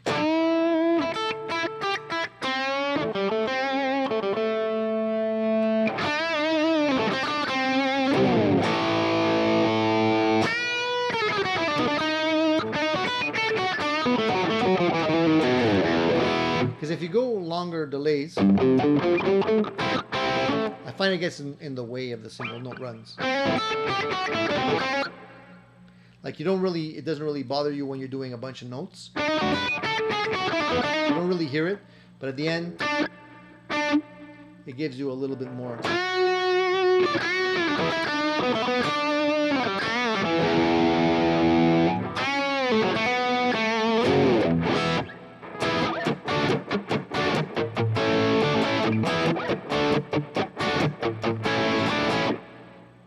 Just makes it sound fatter, I find.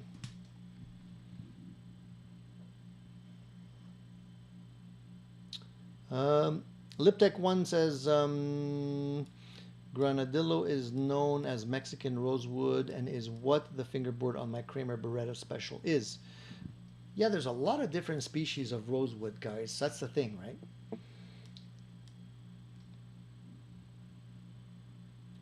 Anyone else like Richelite fretboards?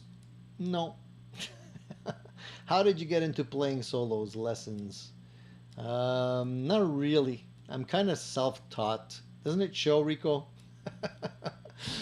I used to go to a music teacher when I was a kid, as I started off learning the basics, the theory and all that kind of stuff, but it took long, and I didn't really want to, like, he wasn't teaching me rock. He wasn't teaching me how to play licks.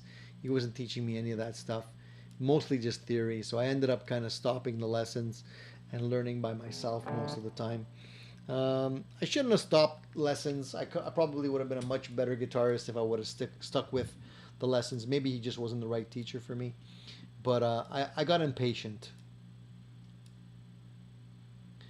Mark says, I just can't find a delay that I like the sound of more than a carbon copy. It's a nice sound, Mark. It's not a bad, I mean, I really like the sound myself too. I just felt that when I was trying to dial it as a slapback, it wasn't quick enough. But they do have the carbon copy, the one that's less dark sounding. But I don't think there's going to be a difference in terms of the way the quickness of the minimum settings. I don't think they changed that. It definitely sounds warm.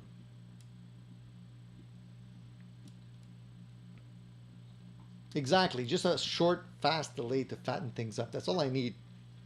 I rarely need a long, like, cavernous kind of delay going on, unless I'm playing U2 stuff. That's a whole different thing. Yeah, I heard the Tape X, the new X Tape Echo sounds nice too. But I gotta say, the Ampero Stomp has some nice delays in here. I don't know if I let me just see what if I edit some of the delays here. What kind of delays do we have? So this is a tape delay that I have going on now.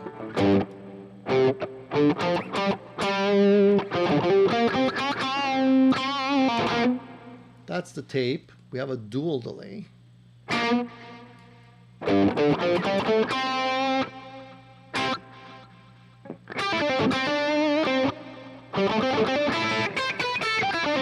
And there's the ping pong. That's kind of like what I have going on now. I don't know if you get the full effect. I hear it in my headphones going left to right, but you guys might not be hearing that. Sweep delay. You have kind of a whipping sound. Almost like a wah.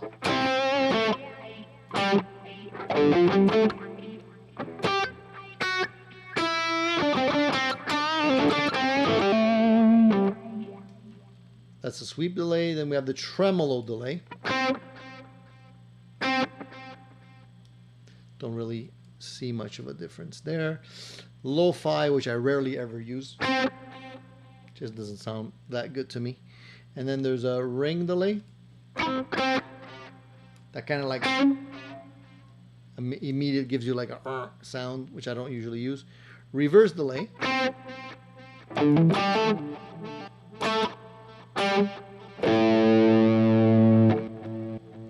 And then they have the vintage, what they call a vintage rack. I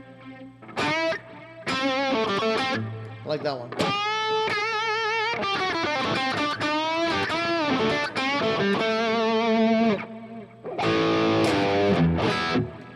I'm going to leave it on that one. Then they have ambience. There's a bunch of them. A little exaggerated.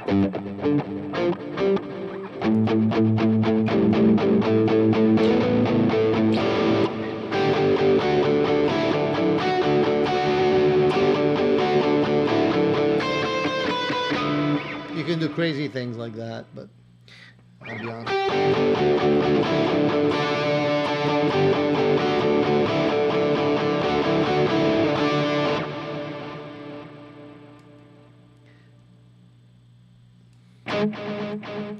Crazy stuff.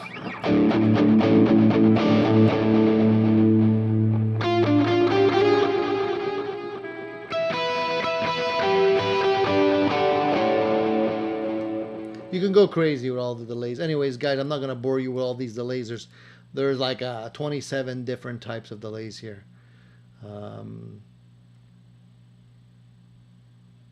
Yeah, so I'm just going to leave it on the vintage rack. And we'll just save it as that. Let's save that patch, and we're good.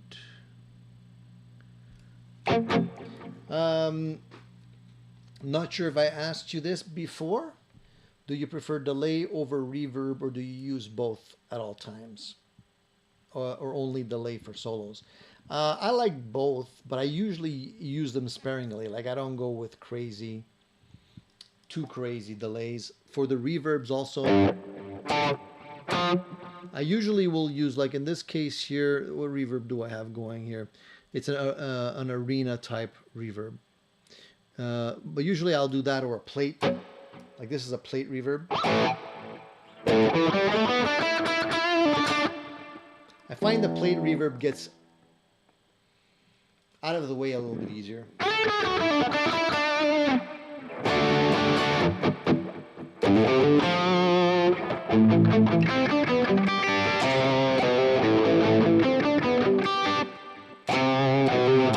That's a small plate. Then if you go with the larger plate, when you're playing a lead,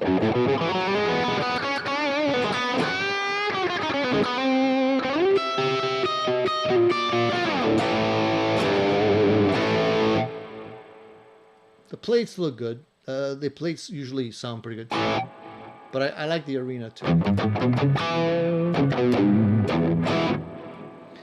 I like to use the reverb and the delay just to fatten things up, just to make the sound a little bit less sterile, just a little bit bigger.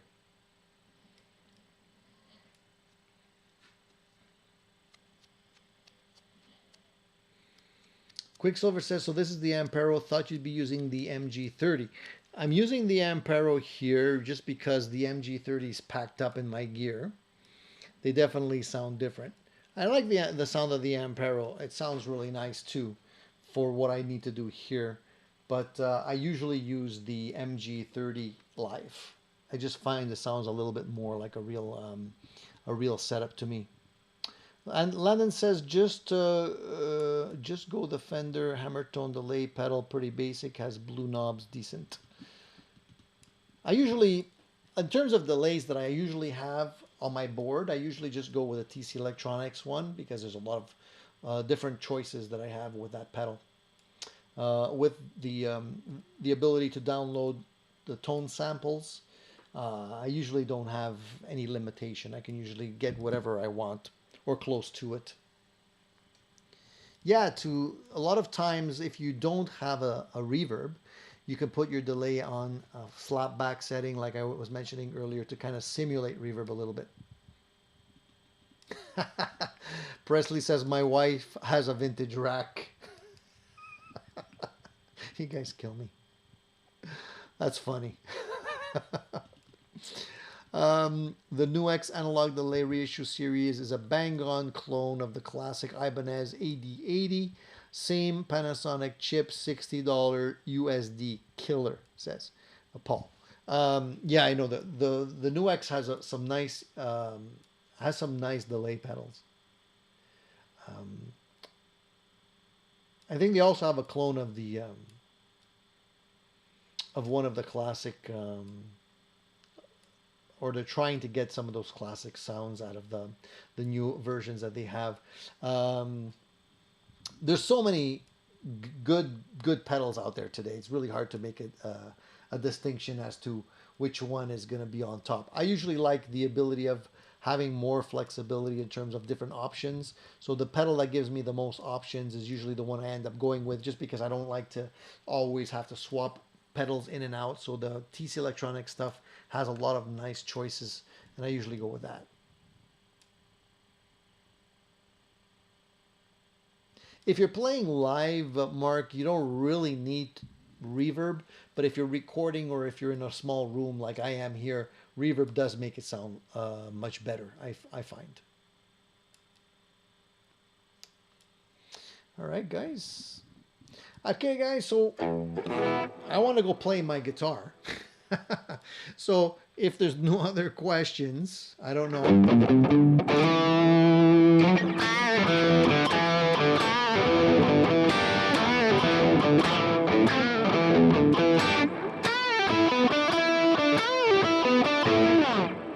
If there's no other questions,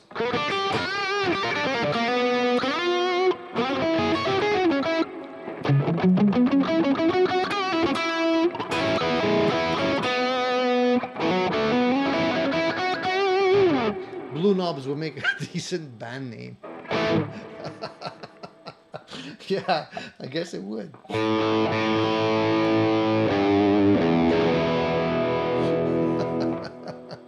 Blue Knobs. I gotta write that one down. That's funny. All right, cheers, guys. I think we're good. I think we got enough of our fix for today. Are you gonna be agreeing with me on that, or what? I think we had a nice chat. We have 2 hours worth of guitar chat. I'm gonna leave and get some stuff done, including playing some guitar and hopefully knocking out a few different pedal videos, which people are harassing me about getting done.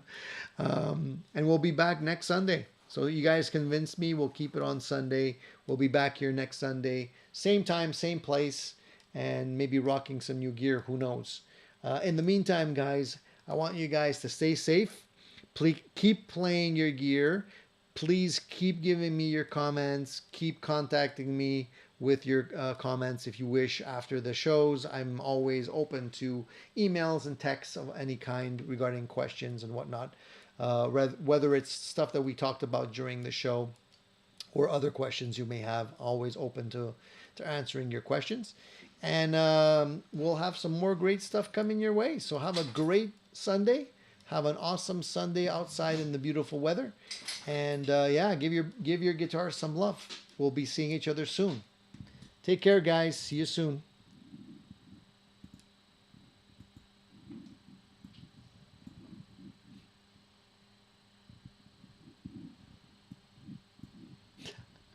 I'm just pausing because I sometimes sometimes somebody pops up with a last minute questions, and I always feel bad. Yeah, and send me some pictures of builds. Absolutely. All right, guys. Take care. See you soon.